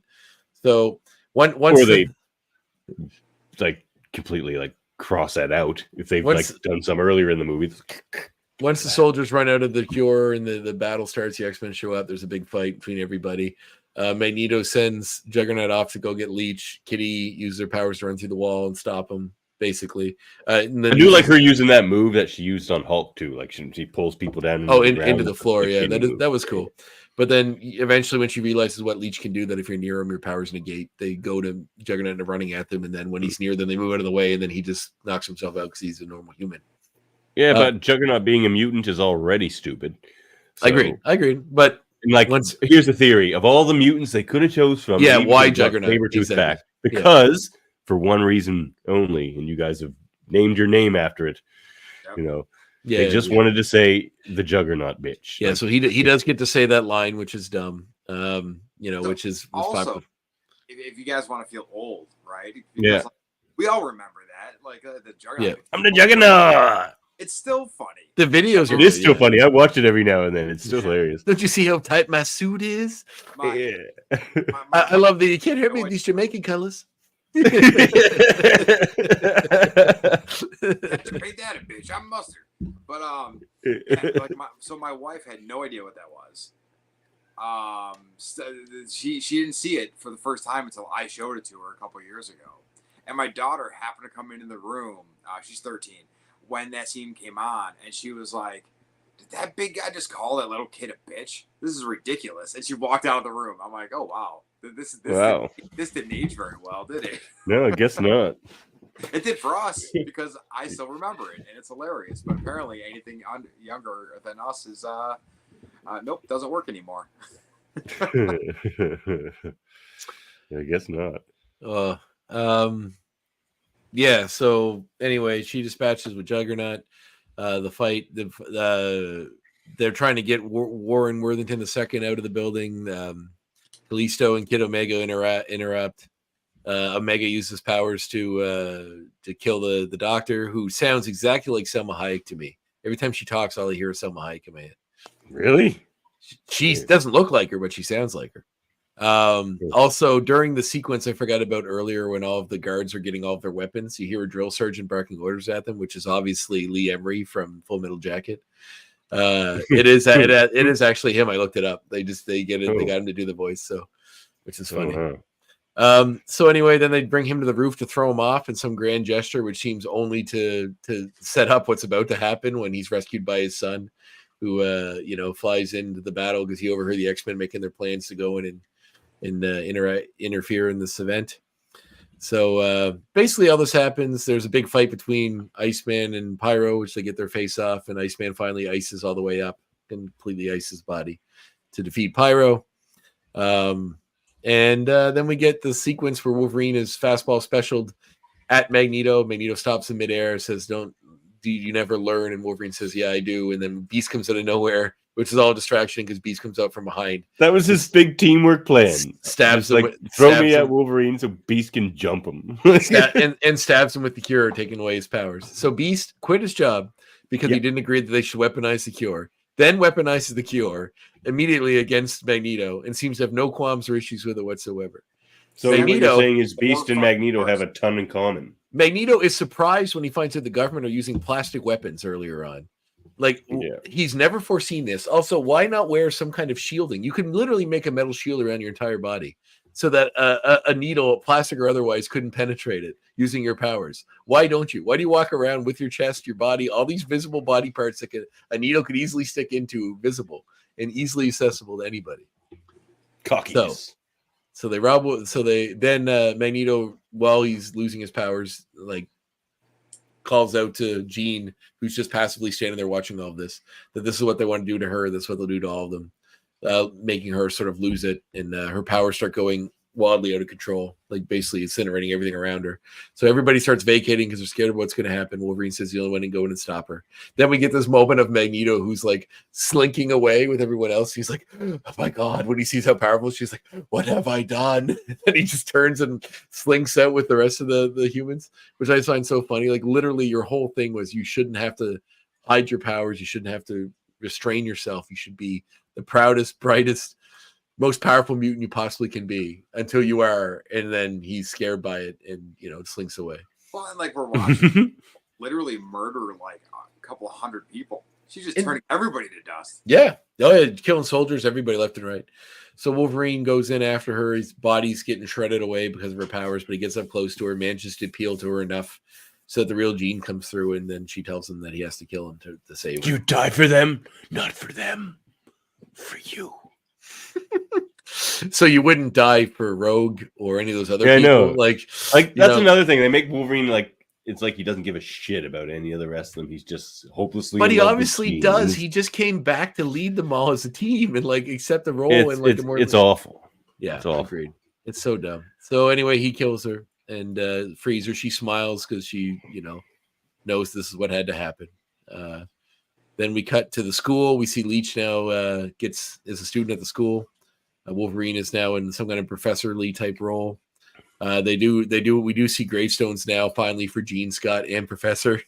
Isn't Leech going to be problematic at that school though? I'm guessing that. Well, I was going to make a joke about this too. I was going to they don't have to cure Rogue. Leech can just put his headphones on and sit on the end of the bed. read a book and look the other way. That's fine, right? She gets to still use her powers. Yeah, they just need Genosian control collars. Yeah, well, yeah, that's why I think it's funny that they use those in the series and it never comes up again. They could have just snagged one and stuck it on Rogue to let her, have a human life for a while. Mm. So then we get Wolverine, stepping into more, role. We see him hanging out and sort of leading into a professor type role at the school, which he has. We also see Rogue comes back. She got the cure. She touches Bobby. So, and a lot of fucking's about to happen. And then we see the White House announce that they've made Hank a UN ambassador now on behalf of the United States, on behalf of mutants and humans alike. for some reason. They're like, yeah, you got rid of Magneto. Here's a promotion, even though you quit earlier. It's like, oh yeah, so you do not have any morals, so you definitely should be a higher politician now, to the top. And then we see sad old man Magneto hanging out in the park, looking at what has to be possibly the nicest chess set I've ever seen at a public park. Like beautifully polished pieces.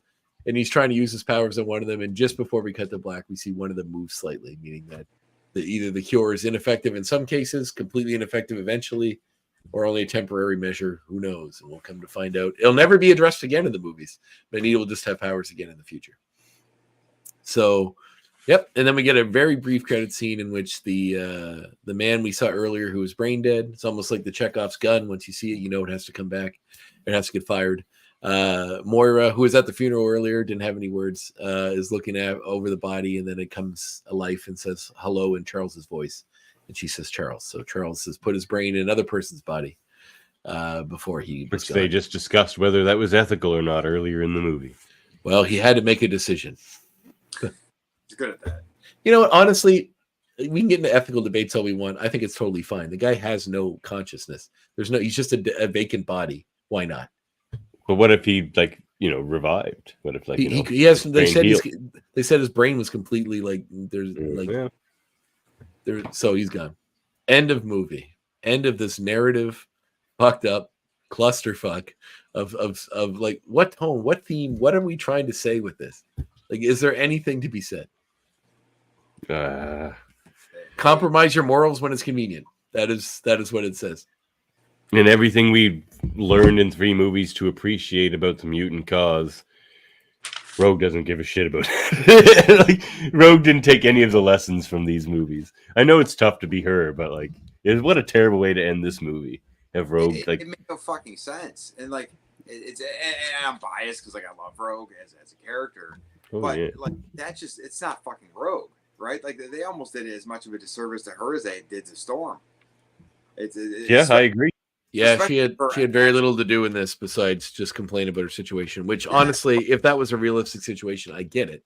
But yeah, absolutely. Well, and then especially actually having her get the cure.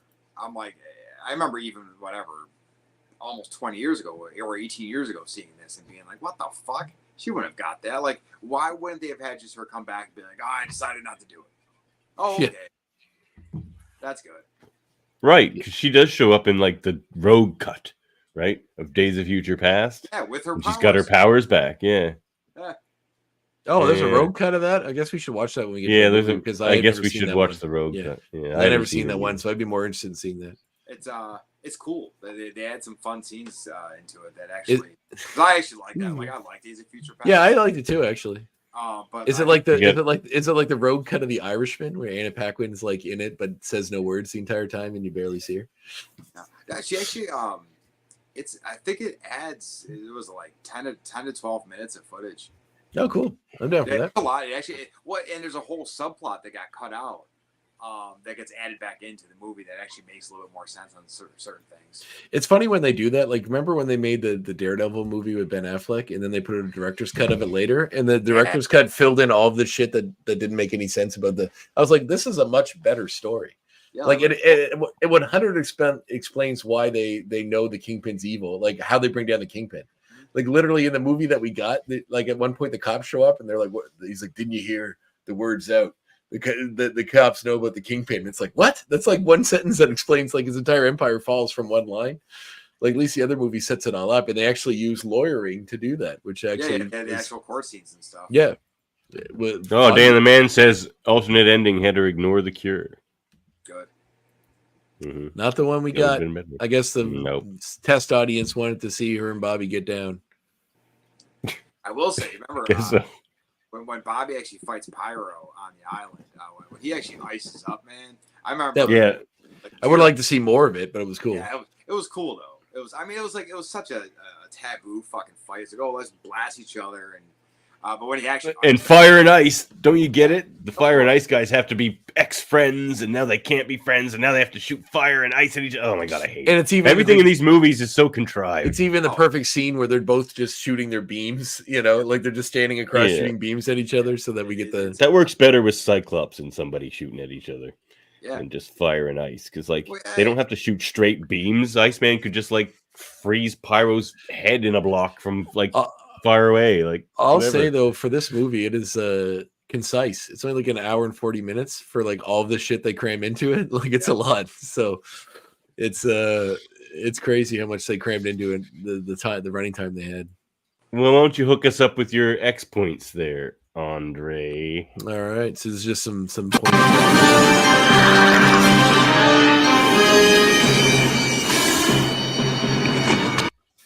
So yeah, I don't really have likes and dislikes because we went about them in the movie, but I kind of feel like that is easier. So it's up to you. I mean, if you guys want to still do it, but these are just some points about it. No, I already said all mine. All right. Well, there's some mistakes with continuity, like during the bridge sequence, the sun moves in the sky and the shadow of the bridge changes a bunch, which is funny. Do you have any X points to add though, Ryan? Go right. Yeah, jump right in. Those are just a few kind of factual errors and continuity stuff. There's something about so Rebecca Remains, Mystique's, and James Marsden's roles were both reduced substantially because the film was rushed to production, so they had conflicts that mean they couldn't be in the movie, which is why we got what we got with them. Well, did you know the movie that Marsters was in? It was Superman Returns. Oh, well, which Singer was doing, which is why he wasn't doing this. That was the Bryan Singer movie, so he still wanted to make sure he came back as Cyclops because of the movies that Singer did, but he said that he would be in Superman, so that's why he couldn't actually. Oh, I didn't know it was that movie. That makes perfect sense. Yeah. I just thought it was kind of funny that he went, left the Singer, because it was Brett Ratner did the third movie, but he went to a Singer movie. Yeah. Budget of $210 million. This was at its time the most expensive movie ever made. What? At its time. Oh my god. Yep. Oh my god. I'm sure that went well in the executives after. Well, I mean, it probably made a bunch. I think it did well actually because Yeah. they made Wolverine pretty soon after, or Wolverine Origins. Oh god, that's next, isn't it? Oh boy, it sure is. Oh boy. Okay. So then Kelsey Grammer was so keen to play the Beast that he agreed to do an audition. It's the first time he auditioned for a role in 20 years. That's how much he wanted to play, which is cool. I'm glad they cast him. I don't know why they would have had to. I feel like it's a no-brainer just to. I wonder if that's back as the voice still in the Marvels. Well, maybe. There's a lot of. If he's really into it, I mean, I can see him being like, "Fuck it, let's go." One thing that was interesting, and this is just another side note, is that on the original DVD release of this film, there's two options where you could pick as the Brotherhood or as the X-Men, and the DVD menus would change depending on which option you pick. So, I think I kind of remember that. You kind of picked a side. It didn't matter, but it was just purely for cosmetics, but it was still funny. All right, so here, Halle Berry got sick during the filming because of the whirlwind scene. She wasn't very good with the wire work.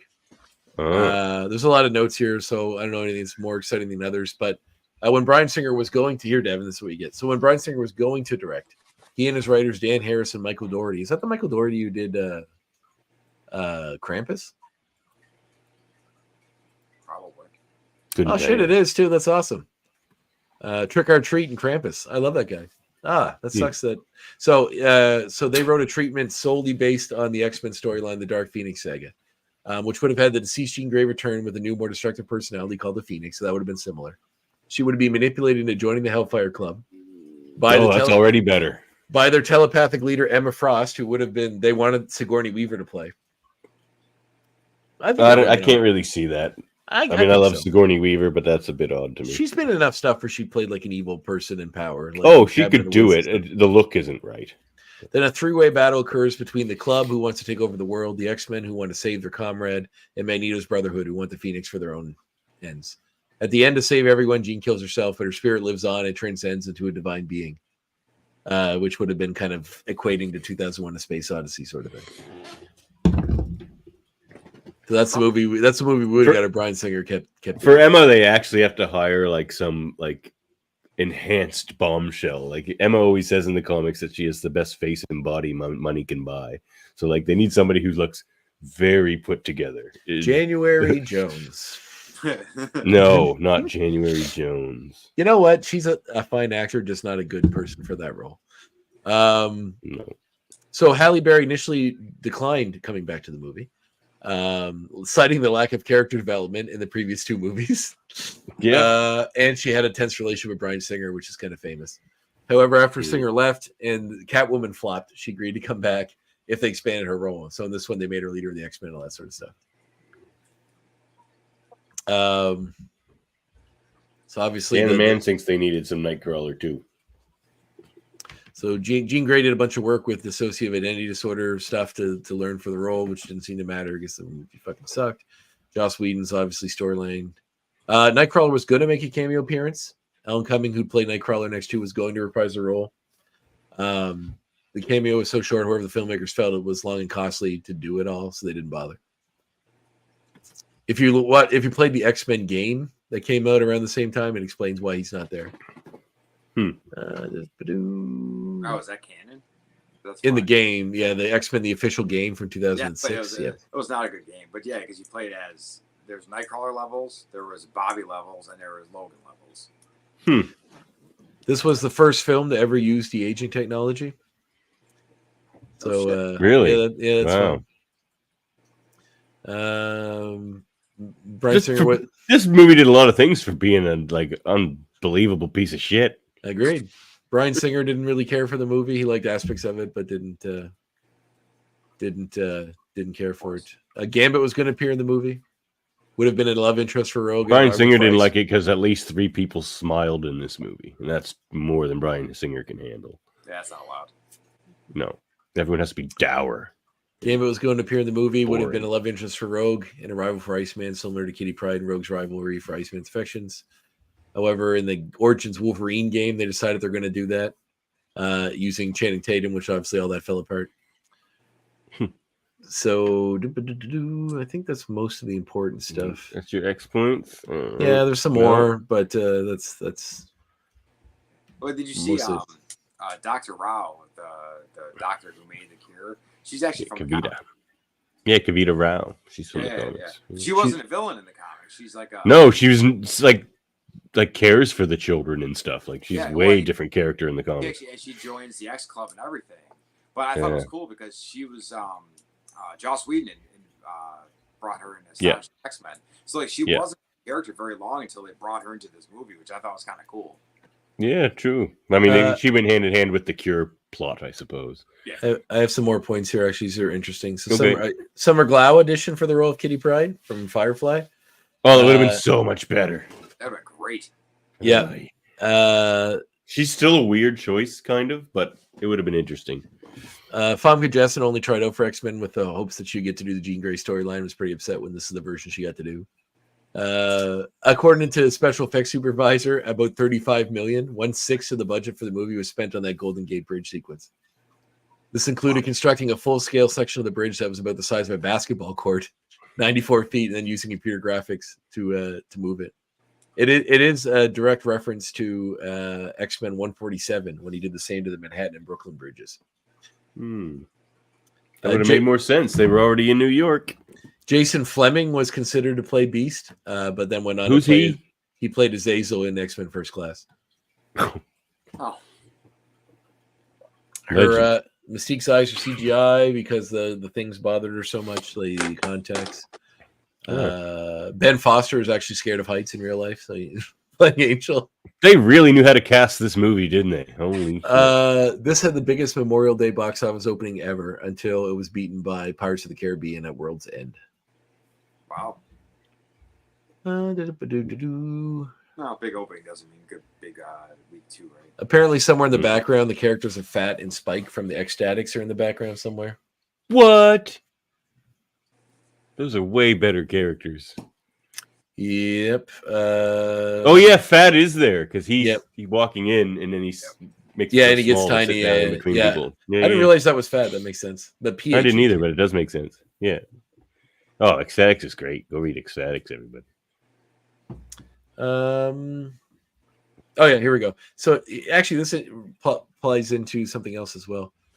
Yeah, Callisto is a combination of her comic version and the mutant Caliban, as you mentioned. And initially, there's no comic book Callisto there at all. And Juggernaut's appearance is based on the Ultimate X-Men comics, which makes sense. He does look a lot like that version. And in that version, he's an actual mutant as well. Initially, the ice skating scene with Bobby Drake and Kitty Pryde went on a few seconds longer, ending with them actually kissing and being spied on by Rogue. Well, then it's a problem. Although that would have added a layer to Rogue's speech later about wanting the ability to kiss someone. Director Brett Ratner nevertheless decided to cut the part out, primarily because he thought that the then 18-year-old Ellie Page looks like a 12-year-old girl. She looks very like Rogue's line too. Like Bobby hasn't done anything wrong at this point. She's just like, "Screw you, Bobby. You're a boy. Mine's only on one thing." She's like, "What the shit? That came out of nowhere." And that was a kind of a stupid thing to say, Rogue. Like, what the hell? Every movie. But, Arclight was originally intended to be Stacy X. She looks more like Stacy X. That makes more sense. But like, how do you use Stacy X's sex powers? Right. Yeah, that's what they wanted to do. Ratner seems like the kind of did they want to do that? Cyclops' glasses are modified Oakley's, which is funny. They look like Oakley's. I think I had that pair. Josh Holloway from Lost was offered the role of Gambit, turned it down.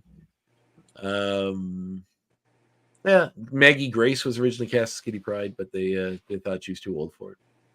There's a bunch of so they got somebody too young instead, I guess. Yeah, exactly.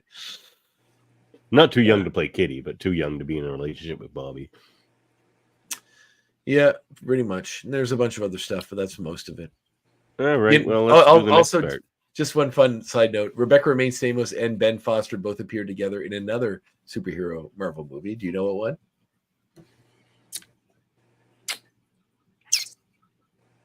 Oh, well, another Marvel movie. Superhero might be a misdirect. No. I can't think of Rebecca Romaine in any of them. Oh, yeah. Punisher. Oh, yeah. She plays, yeah. And he's Spacker Dave in the Thomas Jane Punisher movie. Oh, is he Spacker Dave? Okay. Yeah. Yeah. What was her name? She was a great character in the comics, actually. Rebecca Romaine's character in that Punisher movie. She's really good in the comics. I like that. It was okay. It was kind of fun. Each of us will have to look into his own heart and decide. Fellas. I did have one final note before I continue on because this is interesting. Sam Neill. All right. Sam Neill almost played Beast as well, but gave it up. Would have been okay. I would have liked him as well, but gave it up due to scheduling conflicts with some other thing he was doing. Well, yeah, that would have been okay. All right, fellas, let's rate this beast. Oh, no pun intended. 4. A 4 from André. Okay. Gen X was 4. Ryan, right? What say you? What? Gen X was 4. Yep. Man, I mean, this is better than that. This is better than that, but yes, but not by much. We're not doing points, are we? No. Okay, 4 is fine. Okay. Ryan? Yeah, I was I'm going 4. The first I wrote it down. It was actually like the first 33 minutes were actually pretty good. Yeah. Yeah, they were. Until Scott gets to Alkaline Lake is where it falls apart for me. Oh yeah, agreed. It's and also it pisses me off because when she takes his glasses off and his eyes are blue, I'm like, he has fucking brown eyes. But anyways. Yeah, it's true, he does. Was he in the comics? I didn't know that. Yep, brown eyes, yeah. I mean, come on. That's like Scott. They're going to put contacts on James. Why not? Just to make his eyes brown? I guess so. Well, spend all the contact money on the tattoo budget? The guy literally had a day to go film these scenes so he could run back to Superman Returns. Absolutely. But I am gonna give this a 4. I mean, I don't know. I really don't like X-Men 1 very well. But you're right, it is better than I'm gonna give it a 5. Wow, you're giving it higher than us? That's amazing. Well, the first few minutes is kind of good. Yeah, that's why I got a 4. If it wasn't, it would have got a 1. I said that was well, I think it is better than Gen X, so I had to jump it up 1 over Gen X. Fair enough, but I mean, Gen X has a camp factor, I guess, that this doesn't. Well, Gen X at least was a TV movie. And Yeah, true enough. at least the tone was consistent. It wasn't a great movie, but like the story they were trying to tell, like it was consistent. It wasn't totally all over the place, I guess. So. It gets a 4.3. No. I put it above Gen X in the overall ratings anyway. Yeah, that's fair. So, all right. Well, we've been kind of running a bit long in the tooth here, fellas. Why don't we skip to the end of this wonderful show of ours? You can support our show at patreon.com. I'm pretty sure I got babies crying upstairs. Okay. Support the show at patreon.com/X-Men Review Show like Ryan does. And we appreciate very much. Thank you, Ryan. And he's got all the cool merch that you yourself could have as well, X-Goons. I will have to become a subscriber to my own show to get this. You will. Show me the money, André. Yeah. Follow us on YouTube, Facebook, and Twitch. Find our audio-only version wherever you get your podcasts, and please like, review, and subscribe. And we are, of course, a member of the United Federation of Podcasts. André, what's going on over at the...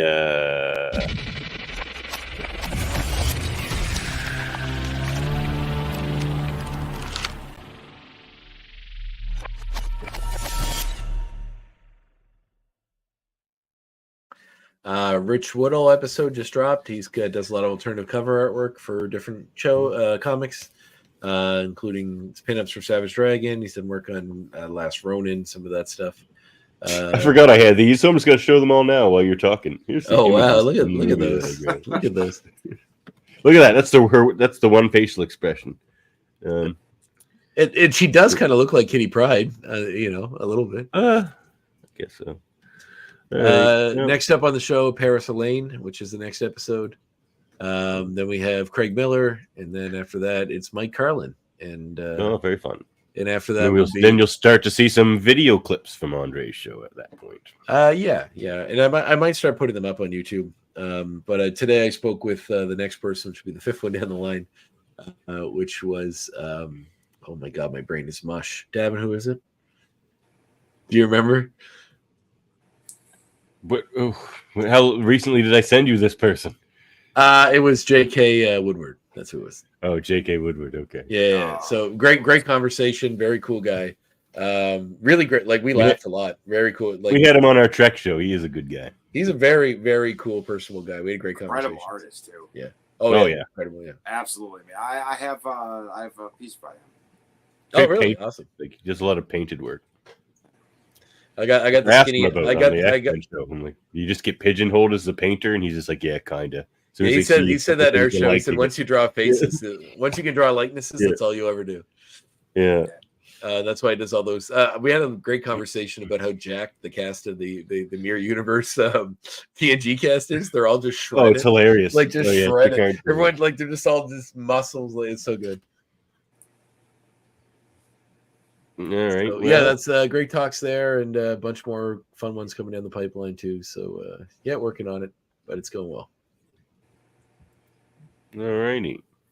That's good to hear. It's a great show, and I'm glad it's weekly now because I look forward to it every Monday myself. Well, thanks for helping make that possible, Deb.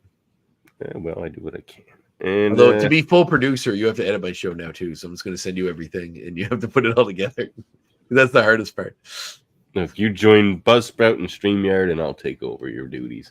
I'll do StreamYard. I am working towards that actually. That's another update that should be happening. You mean Buzzsprout, but yes. Yes, Buzzsprout. Yes, that'll be. I had to go through a lot of work to re-edit some stuff and add some new stuff to get rid of the old formatting and get to the new one where it's just interviews. But it's mostly done. So once that's done, I can get that all up there. And I'm assuming I'll have to change the home of the podcast. So I'll have to do something to redirect everyone to the other stream. But we'll get what's that now? No. That's not how it works. Well, the ones that I already have established through my website, like wouldn't it have to? No, Oh, we lost Davan. Davan's gone. Davan, you're hosting this. If you're frozen, we're screwed. Look at him. He's like, look like he's doing a little finger dance. Oh, are you back? Okay, you're back. You're frozen for quite a while there. Yeah, it did that 3 times to me tonight. I think I really got to get this physical connection going into my computer again. I don't think the Wi-Fi is cutting it.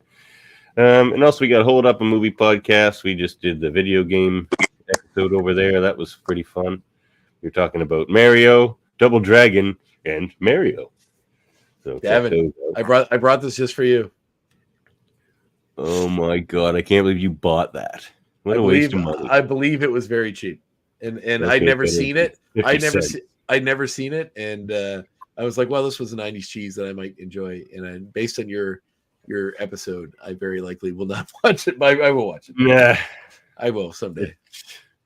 You really don't have to. You got it all from the Hold Up episode. Also, Super Mater Brothers, they review reality shows and such over there, but we also do the Mary Mater Society over there, and we just did our Echo review, so check that out. And what else we got? We got our many various Star Trek content over there at the Live Long and Podcast. We just did an astrophysics chat with Dr. Aaron McDonald. That was fun. And we just talked to J.G. Hertzler, the actor who plays Martok, the other day. That was great, too. So check all that up. And we have another Trek 10 Klingons episode coming up. A lot of Klingons. We're going to rank them. We're going to get the top 10, or Trek 10 Klingons. And we got Trivial Debates coming up, don't we, André? We do. January 29th. MCU edition. Is it the 29th still? Because it's a Monday now, isn't it? Oh, Yeah. Oh man, that's next week. Oh shit. Okay, I got to get some questions to you guys. MCU edition. I'm very busy. Confusion on whether it was MCU and Marvel, but it's got to be MCU or. I thought it was Marvel entirely. It's Marvel movies. Yeah, MCU or else me and Jaemeel will just wipe the floor with cousin Dave. He doesn't really read the keep up on the comics, you see. So, and also Eamon on Track, where they review albums, and the Hellbound podcast with Alex Blackburn and Michael Chan. That is our federation. Awesome. All right, everybody. I'm gonna go relieve the mama from the crying baby. Thanks so much for being on the show, Ryan. It's been a pleasure to have you. Ryan. I can't wait to see the numbers shoot through the roof like your last episode. That sounded kind of aggressively. Yeah, Brian. Thanks for coming on. Son of a bitch. Jump it up. My mom's got a new one to watch now. It's fine. Perfect. No, we love having you. Make sure she tells her knitting circle and they all watch it as many times as possible. Right. Oh, that'd be great. Just a bunch of old ladies. She's like, who are these X-Men? I don't know. I like that Davan boy. He seems nice. He scares me. He's got that long hair like those hippies did back in the day. Is he one of those hippie dippies? I don't know. Anyway, let's get out of here, fellas, eh? All right. Thanks for a great night. Yeah. Thanks again. I can't wait to go on that Wolverine Origins. Woo-hoo. Surely it can't be worse than this one, right? Right? Surely they'll pay attention to the Blob and give him the respect he deserves, right? This one will probably get my lowest rating, but we'll see. Do you think Wolverine Origins will be higher than that? Oh. I think it'll get my lowest rating. I was going to say Wolverine Origins. Wolverine Origins almost has nothing redeemable. I remember liking Liev Schreiber and the guy that played Maverick. But that's it. And I've only seen the movie. Was Maverick in that movie? Yeah, he was the teleporter guy, the black guy, right? Wasn't he Maverick? No, that's not Maverick. He wasn't Maverick. That's what's his name? No, not Maverick. Okay, Walker? Was that his name? He had a name. That guy. I like that guy. Yeah, okay. All right. Well, let's get out of here. All right. Have a good night, guys. Later, everybody.